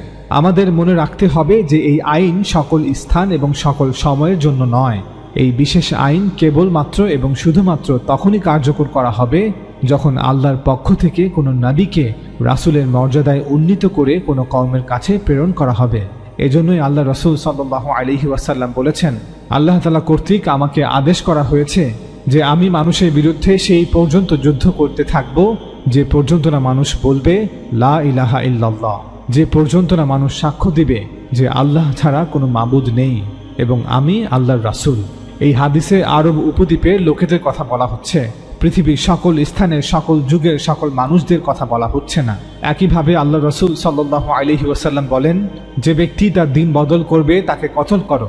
এই হাদিসেও আল্লাহ রাসূল সাল্লাল্লাহু আলাইহি ওয়াসাল্লাম তার কওমের লোকেদের কথা বলেছেন। অর্থাৎ সূরা তাওবা নাজিল হওয়ার পর যে সকল গোত্র ইসলাম ধর্ম গ্রহণ করেছে, যদি তারা আবার ইসলাম ত্যাগ করে, তবে তাদের সাথে সূরা তাওবা অনুযায়ী আবার যুদ্ধ হবে, এবং এটাই ছিল আবু বকর রাদিয়াল্লাহু তাআলা আনহুর জামানার রিদ্দার যুদ্ধ। সুতরাং এই আইন সকল স্থান এবং সকল সময়ের জন্য নয়। এই বিশেষ আইন কেবলমাত্র এবং শুধুমাত্র তখনই কার্যকর করা হবে যখন আল্লাহর পক্ষ থেকে কোনো নবীকে রাসূলের মর্যাদায় উন্নীত করে কোনো কওমের কাছে প্রেরণ করা হবে। এটি কোনো সাধারণ আইন নয়, এটি একটি বিশেষ আইন। কিন্তু দুঃখের বিষয়, অনেক মুসলমানরা না বুঝে সূরা তাওবার এই আয়াতগুলোকে এবং আল্লাহ রাসূল সাল্লাল্লাহু আলাইহি ওয়াসাল্লামের হাদিসগুলোকে ভুল ব্যাখ্যা করে নিজেদেরকে এবং অন্য মুসলমানদেরকে বিপদগামী করছে। এ বিষয়ে আমরা এই ভিডিও সিরিজে বিস্তারিতভাবে আলোচনা করেছি, লিংক নিচে দেয়া থাকবে। মূল আলোচনার মাঝেই রিসালাতের বিশেষ বিধান নিয়ে আমরা এই সংক্ষিপ্ত আলোচনা করলাম, যাতে আপনাদের কাছে এটা স্পষ্ট হয় যে সে সময় জাজিরাতুল আরবের ইহুদি ও খ্রিস্টানরা কেন পরাধীন ছিল, কেন মুসলমানরা ছিল শাসক শ্রেণী এবং ইহুদি ও খ্রিস্টানরা ছিল শাসিত শ্রেণী।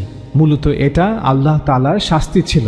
আল্লাহ তাআলা নিজে তাদেরকে পরাধীনতা শাস্তির দিকে নিক্ষেপ করেছিলেন।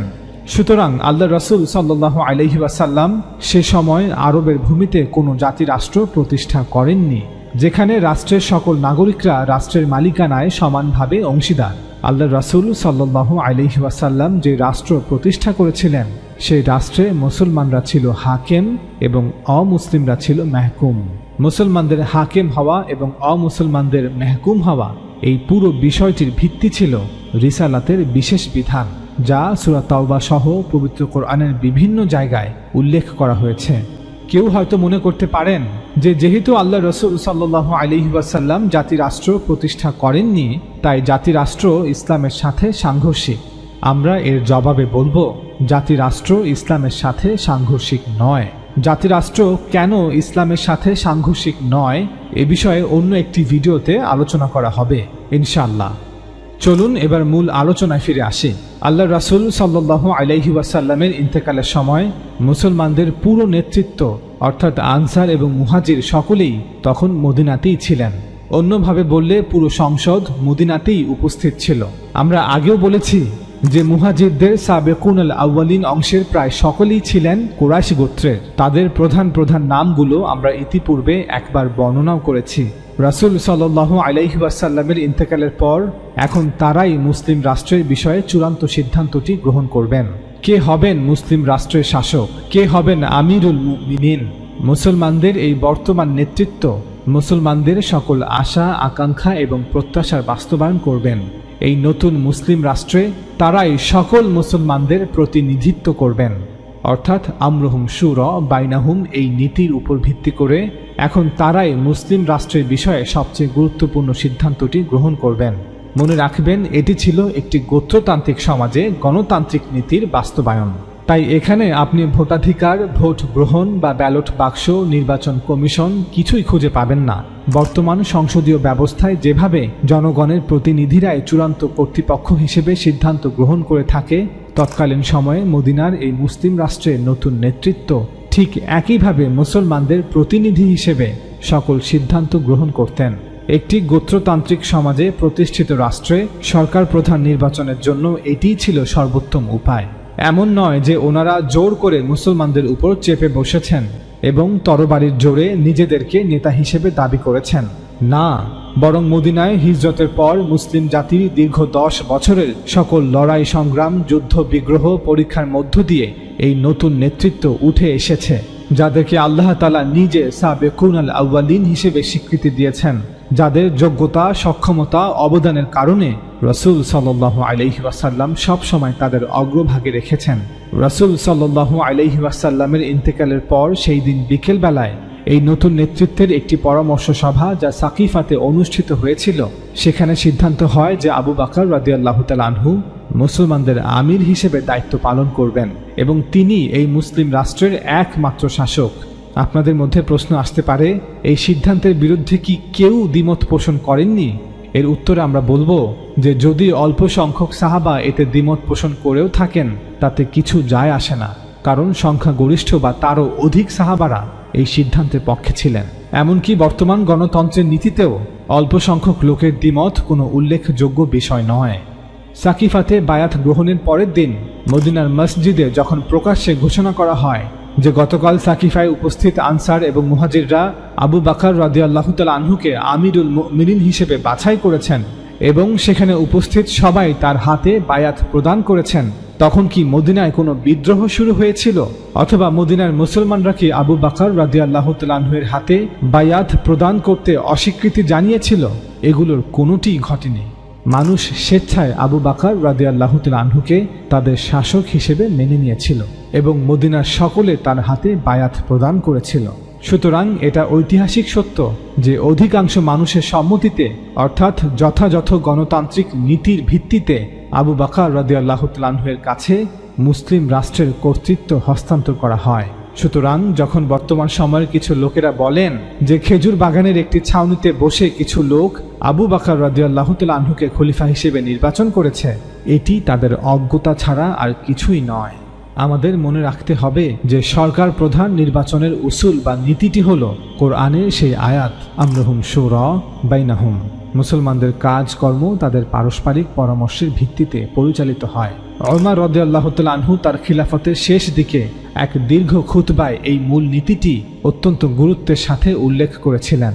তিনি বলেছিলেন, মুসলমানদের সাথে পরামর্শ না করে যে ব্যক্তি কোনো নেতার হাতে বায়াত করবে তার বায়াত হবে না, আর যে ব্যক্তি বায়াত নেবে তারও বায়াত হবে না, এমনকি এতে উভয়ের নিহত হবারও ঝুঁকি রয়েছে। মুসনাদে আহমদ হাদিস 391। কিন্তু এই নীতিটি প্রয়োগ বা বাস্তবায়ন হবে আপনি যেই পরিস্থিতিতে আছেন সে অনুযায়ী, অর্থাৎ এই নীতি কিভাবে প্রকাশিত হবে বা কিভাবে প্রতিষ্ঠিত হবে তা পরিস্থিতির উপর নির্ভর করবে। একটি গোত্রতান্ত্রিক সমাজে এই নীতিটি যেভাবে প্রয়োগ করা হয়েছিল তা অবশ্যই বর্তমান জাতিরাষ্ট্রে যেভাবে প্রয়োগ করা হবে তা হতে ভিন্ন হবে। যে কোনো গণতান্ত্রিক দেশের সংসদীয় ব্যবস্থায় যদি কোনো সরকার প্রধান অর্থাৎ প্রধানমন্ত্রী মারা যায়, তখন যে দল ক্ষমতায় আছে তারাই একত্রিত হয়ে সিদ্ধান্ত নেবে যে নতুন প্রধানমন্ত্রী কে হবে। গণতান্ত্রিক ব্যবস্থায় এই সিদ্ধান্ত জনগণের জনপ্রতিনিধিদের সিদ্ধান্ত বলেই গণ্য হবে। এখন তারা বাগানের ছাউনিতে বসে সিদ্ধান্ত নিয়েছে, নাকি দলীয় কার্যালয়ে বসে সিদ্ধান্ত নিয়েছে, নাকি সংসদে বসে সিদ্ধান্ত নিয়েছে, সেটা গুরুত্বপূর্ণ বিষয় নয়। গুরুত্বপূর্ণ বিষয় হচ্ছে জনগণের প্রতিনিধিরা এই সিদ্ধান্ত নিয়েছে কিনা। আবু বকর রাদিয়াল্লাহু তাআলা আনহুর ইন্তেকালের পর কুরাইশের এই নতুন নেতৃত্বই ওমর রাদিয়াল্লাহু তাআলা আনহুর আমির হওয়া বিষয়ে সিদ্ধান্ত গ্রহণ করেছিল। ঠিক যেভাবে আধুনিক বিশ্বের যে কোনো গণতান্ত্রিক রাষ্ট্রে কোনো প্রধানমন্ত্রী মৃত্যুবরণ করলে ক্ষমতাসীন দলের মূল নেতৃত্বই সিদ্ধান্ত নেয় যে প্রয়াত প্রধানমন্ত্রীর স্থলাভিষিক্ত কে হবে। ওমর রাদিয়াল্লাহু তাআলা আনহুর খলিফা হওয়া বিষয়ে অনেকেই বলে থাকেন যে একজন রাজা তার মৃত্যুর পূর্বে যেভাবে তার উত্তরাধিকারী ঘোষণা করে যান, ঠিক একইভাবে আবু বকর রাদিয়াল্লাহু তাআলা আনহু ওমর রাদিয়াল্লাহু তাআলা আনহুকে তার পরবর্তী খলিফা হিসেবে ঘোষণা করে গিয়েছেন। বাস্তবতা হচ্ছে এটি একটি মিথ্যা এবং ভুল কথা, এটি ইতিহাসের একটি ভুল ব্যাখ্যা। আবু বকর রাদিয়াল্লাহু তাআলা আনহু কুরআনের উসুল এবং রাসূল সাল্লাল্লাহু আলাইহি ওয়াসাল্লামের নির্দেশ মোতাবেক অধিকাংশের মতামত অনুযায়ী ওমর রাদিয়াল্লাহু তাআলা আনহুকে তার পরবর্তী খলিফা হিসেবে ঘোষণা করেছিলেন। আবু বকর রাদিয়াল্লাহু তাআলা আনহু প্রায় 2 বছর 3 মাস খলিফা হিসেবে দায়িত্ব পালন করেছিলেন। 634 খ্রিস্টাব্দের আগস্ট মাসে তিনি হঠাৎ অসুস্থ হয়ে পড়েন। সে সময় তিনি প্রচণ্ড জ্বর অনুভব করছিলেন এবং ভীষণ দুর্বল হয়ে পড়েছিলেন, এমনকি বিছানা থেকেও আর উঠে দাঁড়াতে পারেননি। তিনি বুঝতে পেরেছিলেন যে এই জগতে তিনি আর মাত্র কয়েক দিনের মুসাফির। তাই তিনি মদিনায় উপস্থিত সকল মুহাজির ও আনসারদের প্রথম শ্রেণীর নেতাদের তার কামরায় ডেকে আনলেন। তিনি তাদের উদ্দেশ্যে বললেন, আমি মনে করি সবচেয়ে ভালো হয় যদি আমি তোমাদের জন্য কাউকে আমির হিসেবে বেছে নিই, যাতে তোমরা আমার পরবর্তীতে নিজেদের মধ্যে কোনো বিবাদে লিপ্ত না হও। তাই তোমরা বলো আমার কাকে নির্বাচন করা উচিত। উপস্থিত সকলে বললেন, হে আল্লাহর রাসূলের খলিফা, আপনার সিদ্ধান্তের উপর আমাদের আস্থা আছে, আমরা আপনার নেওয়া সিদ্ধান্তের উপর সন্তুষ্ট থাকব, আপনি সিদ্ধান্ত নিন। তিনি বললেন, তাহলে আমাকে ভাবতে দাও যে কে আল্লাহর দ্বীনের জন্য সর্বোত্তম। পরবর্তী কয়েকদিন তিনি বিভিন্ন জ্যেষ্ঠ সাহাবাদেরকে ভিন্ন ভিন্ন সময়ে তার কামরায় আমন্ত্রণ জানান। তিনি তাদের প্রত্যেককে ওমর রাদিয়াল্লাহু তাআলা আনহু সম্পর্কে জিজ্ঞাসা করেন, অর্থাৎ ওমরকে খলিফা করলে কেমন হয়। আব্দুর রহমান ইবনে আউফ রাদিয়াল্লাহু তাআলা আনহুকে যখন ডাকা হয় এবং জিজ্ঞাসা করা হয় যে ওমরকে খলিফা করার বিষয়ে তার কি মত, তিনি বলেন, আমি মনে করি যে আপনি তাকে যা ভাবছেন ওমর তার চেয়ে আরও ভালো। অর্থাৎ আব্দুর রহমান ইবনে আউফ রাদিয়াল্লাহু তাআলা আনহু খলিফা হিসেবে ওমর রাদিয়াল্লাহু তাআলা আনহুকে সবচেয়ে যোগ্য ব্যক্তি বলে মনে করেন। উসমান রাদিয়াল্লাহু তাআলা আনহুকে যখন ডাকা হয় এবং জিজ্ঞাসা করা হয় যে ওমরকে খলিফা করার বিষয়ে তার কি মত, তিনি বলেন, আমাদের মধ্যে তার মতো আর কেউ নেই। ওসাইদ বিন হুদায়র আল আউসি রাদিয়াল্লাহু তাআলা আনহু, যিনি মদিনার আউস গোত্রের একজন জ্যেষ্ঠ নেতা ছিলেন এবং আনসারদের একজন অন্যতম প্রধান নেতা ছিলেন, তাকে যখন ডাকা হয় এবং জিজ্ঞাসা করা হয় যে ওমরকে খলিফা করার বিষয়ে তার কি মত, তিনি বলেন, আপনার পরে খলিফা হিসেবে আমরা তার চেয়ে উত্তম কাউকে আর পাব না। আবু বকর রাদিয়াল্লাহু তাআলা আনহু এভাবে এক এক করে সকল মুহাজির ও আনসার নেতাদের তার কামরায় আমন্ত্রণ জানিয়ে ওমর রাদিয়াল্লাহু তাআলা আনহু সম্পর্কে জানতে চান। ইতিহাসের কিতাবগুলো হতে জানা যায় যে মুহাজির এবং আনসার সকলে সর্বসম্মতিক্রমে ওমর রাদিয়াল্লাহু তাআলা আনহু সম্পর্কে একমত ছিলেন। শুধুমাত্র তালহা রাদিয়াল্লাহু তাআলা আনহু এবং হয়তো আরও কিছু ব্যক্তি ওমর রাদিয়াল্লাহু তাআলা আনহু সম্পর্কে আপত্তি জানান। আবু বকর রাদিয়াল্লাহু তাআলা আনহু যখন তালহা রাদিয়াল্লাহু তাআলা আনহুকে তার কামরায় আমন্ত্রণ জানান, তখন তালহা রাদিয়াল্লাহু তাআলা আনহু বলেন যে ওমর কিছুটা কঠোর মেজাজের। আপনি কাল কিয়ামতের ময়দানে আল্লাহর সামনে কি বলবেন? যদি আল্লাহ আপনাকে জিজ্ঞাসা করেন আপনি কেন মুসলমানদের বিষয়ে এত কঠোর মেজাজের ব্যক্তিকে দায়িত্ব দিয়েছিলেন, তখন আবু বকর রাদিয়াল্লাহু তাআলা আনহু বলেন, যদি আল্লাহ আমাকে জিজ্ঞেস করেন তাহলে আমি উত্তর দেব, হে আল্লাহ, আমি তাদের মধ্যে তাদের সর্বোত্তম ব্যক্তিকে এই দায়িত্বের জন্য নির্বাচন করেছিলাম। এই পুরো ঘটনা থেকে এটা স্পষ্ট যে আবু বকর রাদিয়াল্লাহু তাআলা আনহু প্রথমে ওমর রাদিয়াল্লাহু তাআলা আনহুর নাম প্রস্তাব করেছিলেন। মুসলমান সমাজের সকল প্রতিনিধিদের সাথে আলোচনা সাপেক্ষে সকলের মতামতের ভিত্তিতে ওমর রাদিয়াল্লাহু তাআলা আনহুকে পরবর্তী খলিফা হিসেবে নির্বাচন করেছিলেন। খলিফা কে হবেন এই বিষয়ে সিদ্ধান্ত নেয়ার পর আবু বকর রাদিয়াল্লাহু তাআলা আনহু ওমর রাদিয়াল্লাহু তাআলা আনহুকে তার কামরায় ডেকে পাঠান এবং তাকে তিনি নিজে এই সিদ্ধান্তের বিষয়ে জানান। ওমর রাদিয়াল্লাহু তাআলা আনহু প্রথমে রাজি না হলেও আবু বকর রাদিয়াল্লাহু তাআলা আনহুর বারবার জোর দাবির কারণে তিনি সম্মতি দেন। এরপর আবু বকর রাদিয়াল্লাহু তাআলা আনহু একটি ওসিয়াত বা দলিল লিখার নির্দেশ দেন এবং বলেন, এই ওসিয়াত যেন আগামীকাল মসজিদে সকলের সামনে পড়ে শোনানো হয়। তিনি ওসমান রাদিয়াল্লাহু তাআলা আনহুকে সমন্বয়কারী হিসেবে নিয়োগ দিয়েছিলেন যে তিনি ওসিয়াত আগামীকাল মসজিদে সকলের সামনে পড়ে শোনাবেন, অতঃপর নিশ্চিত করবেন যে ওমর রাদিয়াল্লাহু তাআলা আনহুর হাতে বায়াত গ্রহণ এবং ক্ষমতার হস্তান্তর সঠিকভাবে সম্পন্ন হয়েছে। এভাবেই আবু বকর রাদিয়াল্লাহু তাআলা আনহু জীবিত থাকাকালীন সকল সাহাবা ওমর রাদিয়াল্লাহু তাআলা আনহুর হাতে বায়াত প্রদান করে এবং তার আনুগত্যের শপথ করে। এখন কেউ যদি মনে করেন যে আবু বকর রাদিয়াল্লাহু তাআলা আনহু তার সিদ্ধান্তটি সকল সাহাবা ও মুসলমানদের উপর চাপিয়ে দিয়েছেন, তবে তার এই মনে করাকে আমরা পেছনে ফেলে সামনে এগিয়ে যাওয়া শ্রেয় মনে করছি।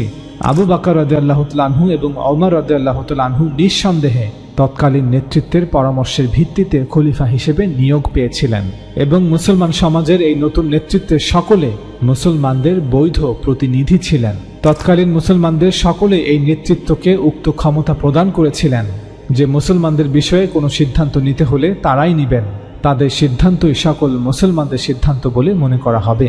আমরা পূর্বে বলেছি যে খোলাফায়ে রাশিদিনদের জামানায় গণতান্ত্রিক নীতিরই বাস্তবায়ন হয়েছে, তবে একটি গোত্রতান্ত্রিক সমাজে যেভাবে হওয়া উচিত ঠিক সেভাবেই হয়েছে। এখানে আপনি ভোটাধিকার, ভোট গ্রহণ, ব্যালট বাক্স, নির্বাচন কমিশন এগুলো কিছুই খুঁজে পাবেন না। বর্তমান সংসদীয় ব্যবস্থায় যেভাবে জনগণের প্রতিনিধিরাই চূড়ান্ত কর্তৃপক্ষ হিসেবে সিদ্ধান্ত গ্রহণ করে থাকে, তৎকালীন সময়ে মদিনার এই মুসলিম রাষ্ট্রের নতুন নেতৃত্ব ঠিক একইভাবে মুসলমানদের প্রতিনিধি হিসেবে সকল সিদ্ধান্ত গ্রহণ করতেন। একটি গোত্রতান্ত্রিক সমাজে প্রতিষ্ঠিত রাষ্ট্রে সরকার প্রধান নির্বাচনের জন্য এটিই ছিল সর্বোত্তম উপায়। ওমর রাদিয়াল্লাহু তাআলা আনহু খলিফা হিসেবে নির্বাচিত হওয়ার পর তিনি প্রায় 10 বছর 73 দিন বা কিছু কম বেশি মুসলমানদের আমির হিসেবে দায়িত্ব পালন করেছেন। তার শাসনামলেই মুসলমানরা রোম ও পারস্যকে বিজয় করেছে। 644 খ্রিস্টাব্দের 3রা নভেম্বর পারস্যের একজন গোলাম আবু লুলু আল মাজুসি ফেরোজ ওমর রাদিয়াল্লাহু তাআলা আনহুকে মসজিদে ফজরের নামাজরত অবস্থায় ছুরিকাঘাত করে। আবু লুলু আল মাজুসি ফেরোজ ছিল একজন যুদ্ধবন্দী। পারস্যের কোনো এক যুদ্ধে সে মুসলমানদের হাতে বন্দী হয়। পারস্যের ধর্ম জরোআস্ট্রিয়ানিজম ত্যাগ করে ইসলাম ধর্ম গ্রহণ করায় মুগিরা ইবনে শুবা রাদিয়াল্লাহু তাআলা আনহু তাকে ইরাক থেকে খিলাফতের রাজধানী মদিনায় নিয়ে আসেন।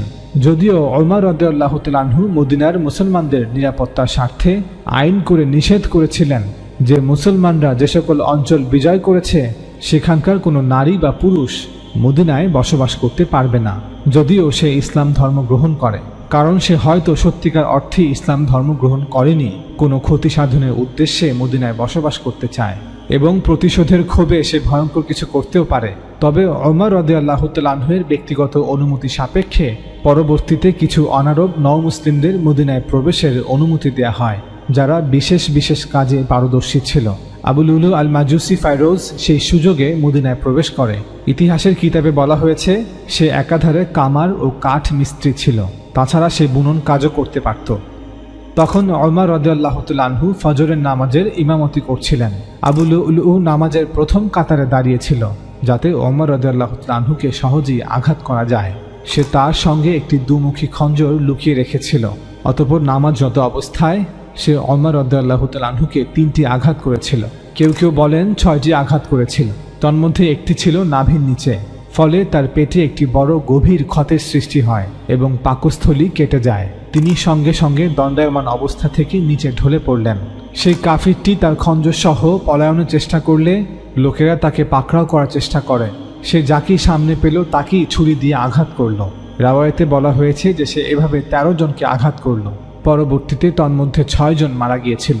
বলা হয়ে থাকে এত মৃত্যুর মূল কারণ ছিল খঞ্জরটি বিষ মিশ্রিত ছিল। পলায়নের সময় মসজিদ প্রাঙ্গণে সাহাবা এবং তাবেঈরা তাকে ঘিরে ধরে।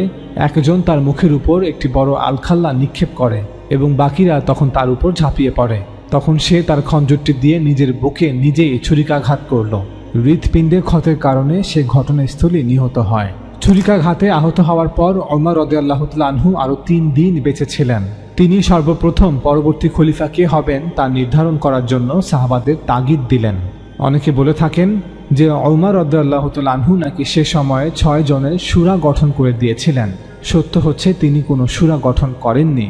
তিনি বলেছিলেন, এখন মদিনায় মুহাজির এবং কুরাইশ গোত্রের মাত্র 6 জন ব্যক্তি এমন আছে যারা খিলাফতের দায়িত্ব পালন করতে সক্ষম। অর্থাৎ মুহাজির এবং কুরাইশ গোত্রের মধ্যে হতে এই 6 জন এমন ব্যক্তি ছিলেন যাদের নেতৃত্ব মুসলমানরা মেনে নেবে, যারা সকল মুসলমানদের কাছে গ্রহণযোগ্য। মূলত তারা ছিলেন 6 জন প্রার্থী, খলিফা পদের জন্য যোগ্য 6 জন প্রার্থী। খেলাফত নিয়ে যদি কোনো মতবিরোধ হয়ে থাকে তবে তা এই 6 জনের মধ্যেই হবে, কারণ কুরাইশ গোত্রের মধ্যে এমন আর কেউ নেই যারা সকল মুসলমানদের নিকট এই 6 জনের মতো গ্রহণযোগ্য। এই 6 জন ছিলেন আব্দুর রহমান ইবনে আউফ রাদিয়াল্লাহু তাআলা আনহু, ওসমান ইবনে আফফান রাদিয়াল্লাহু তাআলা আনহু, আলী ইবনে আবি তালিব রাদিয়াল্লাহু তাআলা আনহু, সাদ ইবনে আবি ওয়াক্কাস রাদিয়াল্লাহু তাআলা আনহু, তালহা ইবনে উবাইদুল্লাহ রাদিয়াল্লাহু তাআলা আনহু, জুবাইর ইবনুল আওয়াম রাদিয়াল্লাহু তাআলা আনহু। ওমর রাদিয়াল্লাহু তাআলা আনহু এই 6 জনের সমন্বয়ে একটি সূরা গঠন করেননি। তিনি বলেছেন, তোমরা এই 6 জন বসে সিদ্ধান্ত নাও যে তোমাদের মধ্যে কে খলিফা হবে। তারাই ছিলেন সকল মুসলমানদের প্রতিনিধি। তোমরা যার বিষয়ে সিদ্ধান্ত নিবে সকল মুসলমান তাকেই খলিফা হিসেবে মেনে নিবে। উদাহরণস্বরূপ, ধরুন যদি বাংলাদেশের সকল রাজনৈতিক দলগুলো একত্রে মিলে একটি জাতীয় সরকার গঠন করতে চায় এবং সকল রাজনৈতিক দলগুলোর পরামর্শ সাপেক্ষে এই নতুন জাতীয় সরকারের প্রধান হিসেবে জনাব এক্সকে নির্বাচন করা হয়, তবে ধরে নেওয়া হবে যে বাংলাদেশের সকল মানুষ এই সিদ্ধান্তের প্রতি সম্মতি প্রদান করেছে, কারণ বাংলাদেশের এই রাজনৈতিক দলগুলোই বাংলাদেশের সকল মানুষের প্রতিনিধিত্ব করে। আর জাতীয় সরকারের প্রধান কে হবে এই বিষয়ে বাংলাদেশে যদি কোনো মতবিরোধ হয়ে থাকে তবে তা এই রাজনৈতিক দলগুলোর মধ্যেই হবে। আরেকটি উদাহরণ হচ্ছে, যদি এই রাজনৈতিক দলগুলোর প্রধান নেতৃবৃন্দ একত্রে বসে সিদ্ধান্ত নেয় যে আমরা বাংলাদেশে পার্লামেন্টারি সিস্টেম বাতিল ঘোষণা করে প্রেসিডেন্সিয়াল সিস্টেম চালু করতে চাই, তবে ধরে নেওয়া হবে যে বাংলাদেশের সকল মানুষ এই সিদ্ধান্তের প্রতি সম্মতি প্রদান করেছে, কারণ বাংলাদেশের এই রাজনৈতিক দলগুলোই বাংলাদেশের সকল মানুষের প্রতিনিধিত্ব করে। আর পার্লামেন্টারি সিস্টেম নিয়ে যদি বাংলাদেশে কোনো মতবিরোধ হয়ে থাকে তবে তা এই রাজনৈতিক দলগুলোর মধ্যেই হবে। আরেকটি উদাহরণ হচ্ছে, 2024 সালের আগস্টে স্বৈরাচার আওয়ামী সরকারের পতনের পর যখন বৈষম্য বিরোধী ছাত্র আন্দোলনের কেন্দ্রীয় সমন্বয়করা ডক্টর মোহাম্মদ ইউনূসকে সরকার প্রধান হিসেবে নির্বাচন করেছিল, তখন ধরে নেওয়া হয়েছিল যে সর্বস্তরের জনগণ এবং সকল রাজনৈতিক দলগুলো এই সিদ্ধান্তে সম্মতি প্রদান করেছে, কারণ বাংলাদেশের সকল জনগণ এবং রাজনৈতিক দলগুলো এই বৈষম্য বিরোধী ছাত্র আন্দোলনের কেন্দ্রীয় সমন্বয়কদের নেতৃত্বেই স্বৈরাচার পতনের আন্দোলন করেছিল। সরকার পতনের পর এখন এই বৈষম্য বিরোধী ছাত্র আন্দোলনের কেন্দ্রীয় সমন্বয়করাই বাংলাদেশের সকল মানুষের প্রতিনিধিত্ব করছে। একইভাবে সে সময় এই 6 জন কুরাইশি এবং মুহাজির সাহাবীরাই সকল মুসলমানদের প্রতিনিধিত্ব করেছিলেন। ওনারা যার ব্যাপারে সিদ্ধান্ত দিবেন ধরে নেওয়া হবে সকল মুসলমান সেই সিদ্ধান্তের প্রতি সম্মতি প্রদান করেছে। এভাবে একটি শান্তিপূর্ণ পন্থায় তৃতীয়বারের মতো ক্ষমতার হস্তান্তর সম্ভব হবে। এই 6 জনের মধ্যে আব্দুর রহমান ইবনে আউফ রাদিয়াল্লাহু তাআলা আনহু ছিলেন সবচেয়ে জ্যেষ্ঠ সাহাবী। তিনি বলেন, সবার আগে আমাদের সংখ্যা কমানো উচিত। আমাদের মধ্যে কেউ খলিফা হিসেবে দায়িত্ব পালনে অনিচ্ছুক থাকলে সে যেন স্বেচ্ছায় এই প্রার্থিতা হতে নিজেকে প্রত্যাহার করে এবং তার পরিবর্তে অন্য একজনকে মনোনীত করে।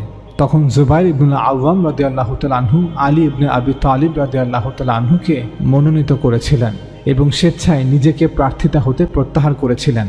তালহা ইবনে ওবাইদুল্লাহ রাদিয়াল্লাহু তাআলা আনহু ওসমান ইবনে আফফান রাদিয়াল্লাহু তাআলা আনহুকে নির্বাচন করে স্বেচ্ছায় নিজেকে প্রত্যাহার করেন। সাদ ইবনে আবি ওয়াক্কাস রাদিয়াল্লাহু তাআলা আনহু আব্দুর রহমান ইবনে আউফ রাদিয়াল্লাহু তাআলা আনহুকে মনোনীত করে স্বেচ্ছায় নিজেকে প্রত্যাহার করেন।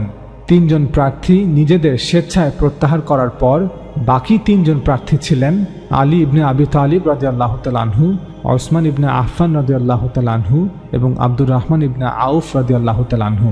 এই পরিস্থিতিতে আব্দুর রহমান ইবনে আউফ রাদিয়াল্লাহু তাআলা আনহু বলেন, আমিও খলিফা হতে চাই না। অতএব তোমাদের 2 জনের মধ্যে কে অন্যের জন্য নিজেকে প্রত্যাহার করবে, যাতে করে একজনকে খলিফা হিসেবে নির্বাচন করা যায়। তখন আলী ইবনে আবি তালিব রাদিয়াল্লাহু তাআলা আনহু এবং ওসমান ইবনে আফফান রাদিয়াল্লাহু তাআলা আনহু দুজনই নিশ্চুপ ছিলেন। এ থেকে স্পষ্ট হয়ে যায় যে তাদের উভয়ই খলিফা হতে আগ্রহী ছিলেন, আর এমনটা মোটেও দোষণীয় কিছু নয়। তারা দুজন নিজেদের যোগ্য মনে করেছিলেন এবং তারা মনে করেছিলেন যে মুসলিম উম্মাহকে তারা কল্যাণ পৌঁছাতে পারবেন। যদি কেউ নিজেকে যোগ্য মনে করে এবং মনে করে যে সে এই খেদমত করতে পারবে, তবে সে নিজেকে পেশ করুক। ইসলাম এতে কোনো আপত্তি করেনি। অনেকেই বলেন যে না, ইসলাম এতে আপত্তি করেছে। এজন্য তারা বুখারী একটি হাদিস উল্লেখ করেন যে নবী সাল্লাল্লাহু আলাইহি ওয়াসাল্লাম বলেছেন, হে আব্দুর রহমান ইবনু সামুরা, তুমি কখনো নেতৃত্ব চেও না, কারণ চাওয়ার পর যদি তোমাকে তা দেয়া হয় তবে তার দায়িত্ব তোমার উপরই বর্তাবে, আর যদি চাওয়া ছাড়াই তা তোমাকে দেয়া হয় তবে এক্ষেত্রে তোমাকে সাহায্য করা হবে, অর্থাৎ আল্লাহ তাআলা তোমাকে সেই কাজে সাহায্য করবেন। অনেকেই বলেন এই হাদিস থেকে প্রমাণিত হয় যে নেতৃত্বের প্রত্যাশা করা ইসলামে নিষেধ করা হয়েছে। আমরা বলবো এটি একটি ভুল ব্যাখ্যা। মূলত ইসলামে অপছন্দনীয় বিষয় হলো যখন কোনো ব্যক্তি বা কোনো দল নেতৃত্বের জন্য লোভী হয়ে পড়ে। আল্লাহ রাসূল সাল্লাল্লাহু আলাইহি ওয়াসাল্লাম ক্ষমতা বা নেতৃত্বের জন্য লোভ করতে নিষেধ করেছেন, কিন্তু কোনো ব্যক্তির নেতৃত্ব দেওয়ার যোগ্যতা থাকলে তাকে নেতৃত্বের প্রত্যাশা করতে নিষেধ করেননি। রাসূল সাল্লাল্লাহু আলাইহি ওয়াসাল্লাম নেতৃত্ব দেওয়ার ইচ্ছা বা আগ্রহকে অনুৎসাহিত করেননি। আলী ইবনে আবি তালিব রাদিয়াল্লাহু তাআলা আনহু এবং ওসমান ইবনে আফফান রাদিয়াল্লাহু তাআলা আনহু উভয়ই যখন নিশ্চুপ থাকলেন, তখন আব্দুর রহমান ইবনে আউফ রাদিয়াল্লাহু তাআলা আনহু বলেন, আমি নিজেকে স্বেচ্ছায় প্রার্থিতা হতে প্রত্যাহার করে নিচ্ছি যদি তোমরা দুজন আমাকে ফায়সাল হিসেবে মেনে নাও। তোমরা দুজন আমাকে এখতিয়ার দাও এবং আমাকে বিশ্বাস করো। আমি তোমাদের আল্লাহর কসম দিয়ে প্রতিশ্রুতি দিচ্ছি যে আমি তোমাদের দুজনের মধ্যে সবচেয়ে যোগ্য ব্যক্তিকে বেছে নেওয়ার জন্য আমার সর্বোচ্চ চেষ্টা করব। তখন ওসমান এবং আলী রাদিয়াল্লাহু তাআলা আনহুম উভয়ই তাকে সম্পূর্ণভাবে এখতিয়ার দেন এবং তাকে ফায়সাল হিসেবে মেনে নেন। তখন আব্দুর রহমান ইবনে আউফ রাদিয়াল্লাহু তাআলা আনহু একটি সিদ্ধান্তে পৌঁছানোর জন্য তিনি মদিনার সকল আনসার ও মুহাজির নেতাদের সাথে কথা বলেন। বলা হয় তিনি জ্যেষ্ঠ সাহাবাদের ঘরে ঘরে গিয়ে এই বিষয়ে আলোচনা করেন। ওসমান এবং আলী রাদিয়াল্লাহু তাআলা আনহুম সম্পর্কে তাদের মতামত জানতে চান। ওমর রাদিয়াল্লাহু তাআলা আনহুর মৃত্যুর খবর শুনে গোটা জাজিরা হতে যে সকল সাহাবা এবং প্রতিনিধি দল মদিনায় এসেছিল, তিনি তাদের সাথেও এ ব্যাপারে কথা বলেন। এমনকি তিনি মদিনার অনেক নারীদের সাথেও কথা বলেন। অর্থাৎ তিনি একটি যথাযথ সিদ্ধান্তে পৌঁছানোর জন্য মদিনার প্রায় সকল লোকেদের কাছ থেকে পরামর্শ চেয়েছিলেন এবং এজন্য তিনি জনসাধারণের কাছে গিয়েছিলেন। এটা স্পষ্ট যে তিনি চাচ্ছিলেন যাতে তার নেওয়া সিদ্ধান্তে অধিকাংশ মানুষের প্রত্যাশার প্রতিফলন ঘটে। ইতিহাসের কিতাবগুলোতে উল্লেখ আছে যে সে সময় অনেকেই বলেছিলেন আলী রাদিয়াল্লাহু তাআলা আনহু খলিফা হিসেবে বেশি যোগ্য, কিন্তু মদিনার বেশিরভাগ মানুষ ওসমান রাদিয়াল্লাহু তাআলা আনহুর পক্ষে মত দিয়েছিলেন। সে সময়ে ওসমান রাদিয়াল্লাহু তাআলা আনহুর বয়স ছিল প্রায় 70 বছর আর আলী রাদিয়াল্লাহু তাআলা আনহুর বয়স ছিল প্রায় 44 বছর। হয়তো এ কারণেই মদিনার অধিকাংশ মানুষ ওসমান রাদিয়াল্লাহু তাআলা আনহুর পক্ষে মত দিয়েছিলেন। মদিনার সকলের সাথে কথা বলে আব্দুর রহমান ইবনে আউফ রাদিয়াল্লাহু তাআলা আনহু একটি সিদ্ধান্তে পৌঁছান। বুধবার ফজরের নামাজের পর তিনি রাসূলুল্লাহ সাল্লাল্লাহু আলাইহি ওয়াসাল্লামের একটি পাগড়ি পরিধান করে মিম্বরে উঠে দাঁড়ান। তখন সেখানে মদিনার সকল জ্যেষ্ঠ সাহাবারা এবং কয়েকটি প্রদেশের গভর্নররাও উপস্থিত ছিলেন। বলা হয় সে সময় মুয়াবিয়া রাদিয়াল্লাহু তাআলা আনহু উপস্থিত ছিলেন। তিনি প্রথমে মিম্বরে দাঁড়িয়ে খুতবা পাঠ করেন অতঃপর আলী রাদিয়াল্লাহু তাআলা আনহুকে আহ্বান করে তিনি বলেন, হে আলী, আমি এই বিষয়টি ভালো করে ভেবেছি এবং আমি সকলকে জিজ্ঞাসা করেছি, তাই আমার এই সিদ্ধান্তের বিরুদ্ধে তোমার হৃদয়ে কিছু রাখবে না। অর্থাৎ আলী রাদিয়াল্লাহু তাআলা আনহু যেন এমনটা মনে না করেন যে আব্দুর রহমান ইবনে আউফ রাদিয়াল্লাহু তাআলা আনহু হয়তো নিরপেক্ষভাবে সিদ্ধান্ত দেননি। অতঃপর তিনি ওসমান রাদিয়াল্লাহু তাআলা আনহুকে খলিফা হিসেবে ঘোষণা করেন। আমরা দৃঢ় কণ্ঠে বলতে চাই যে অবশ্যই আলী রাদিয়াল্লাহু তাআলা আনহু আব্দুর রহমান ইবনে আউফ রাদিয়াল্লাহু তাআলা আনহু এই সিদ্ধান্তের বিরুদ্ধে তার হৃদয়ে কিছু রাখেননি। ওসমান রাদিয়াল্লাহু তাআলা আনহুকে খলিফা হিসেবে ঘোষণা করার পর আলী রাদিয়াল্লাহু তাআলা আনহু সহ সকল সাহাবারা এবং তাবিঈরা ওসমান রাদিয়াল্লাহু তাআলা আনহুর হাতে এক এক করে বায়াত প্রদান করেন। ওসমান রাদিয়াল্লাহু তাআলা আনহু 644 খ্রিস্টাব্দ হতে 656 খ্রিস্টাব্দ পর্যন্ত প্রায় 12 বছর খলিফা হিসেবে দায়িত্ব পালন করেছিলেন। আমরা এই ভিডিওতে প্রমাণ করার চেষ্টা করলাম যে অধিকাংশ মানুষের মতামতকে প্রাধান্য দিয়েই ইসলামের প্রথম 3 খলিফা নির্বাচন বা নির্ধারণ করা হয়েছে। খলিফা নির্ধারণের এই পদ্ধতি কোরআন অনুযায়ী হয়েছিল এবং রাসূল সাল্লাল্লাহু আলাইহি ওয়াসাল্লামের আদেশ বা উপদেশ অনুসরণ করা হয়েছিল। খলিফা নির্ধারণের এই পদ্ধতি মানুষের সরাসরি ভোটের মাধ্যমে সরকার প্রধান নির্বাচনের পদ্ধতির সাথে মোটেও সাংঘর্ষিক নয়। তাছাড়া আমরা এই ভিডিওতে মুসলিম খিলাফতের প্রথম 24 বছরের ইতিহাস বিস্তারিতভাবে আপনাদের সামনে তুলে ধরলাম। আমরা দ্বিতীয় পর্বে আলোচনা করব যে আলী রাদিয়াল্লাহু তাআলা আনহু কিভাবে খলিফা হিসেবে নির্বাচিত হয়েছিলেন এবং মুয়াবিয়া রাদিয়াল্লাহু তাআলা আনহু কিভাবে মুসলিম খিলাফতের আমির হয়েছিলেন এবং তার হাত ধরেই কিভাবে রাজতন্ত্রের সূচনা হয়েছিল।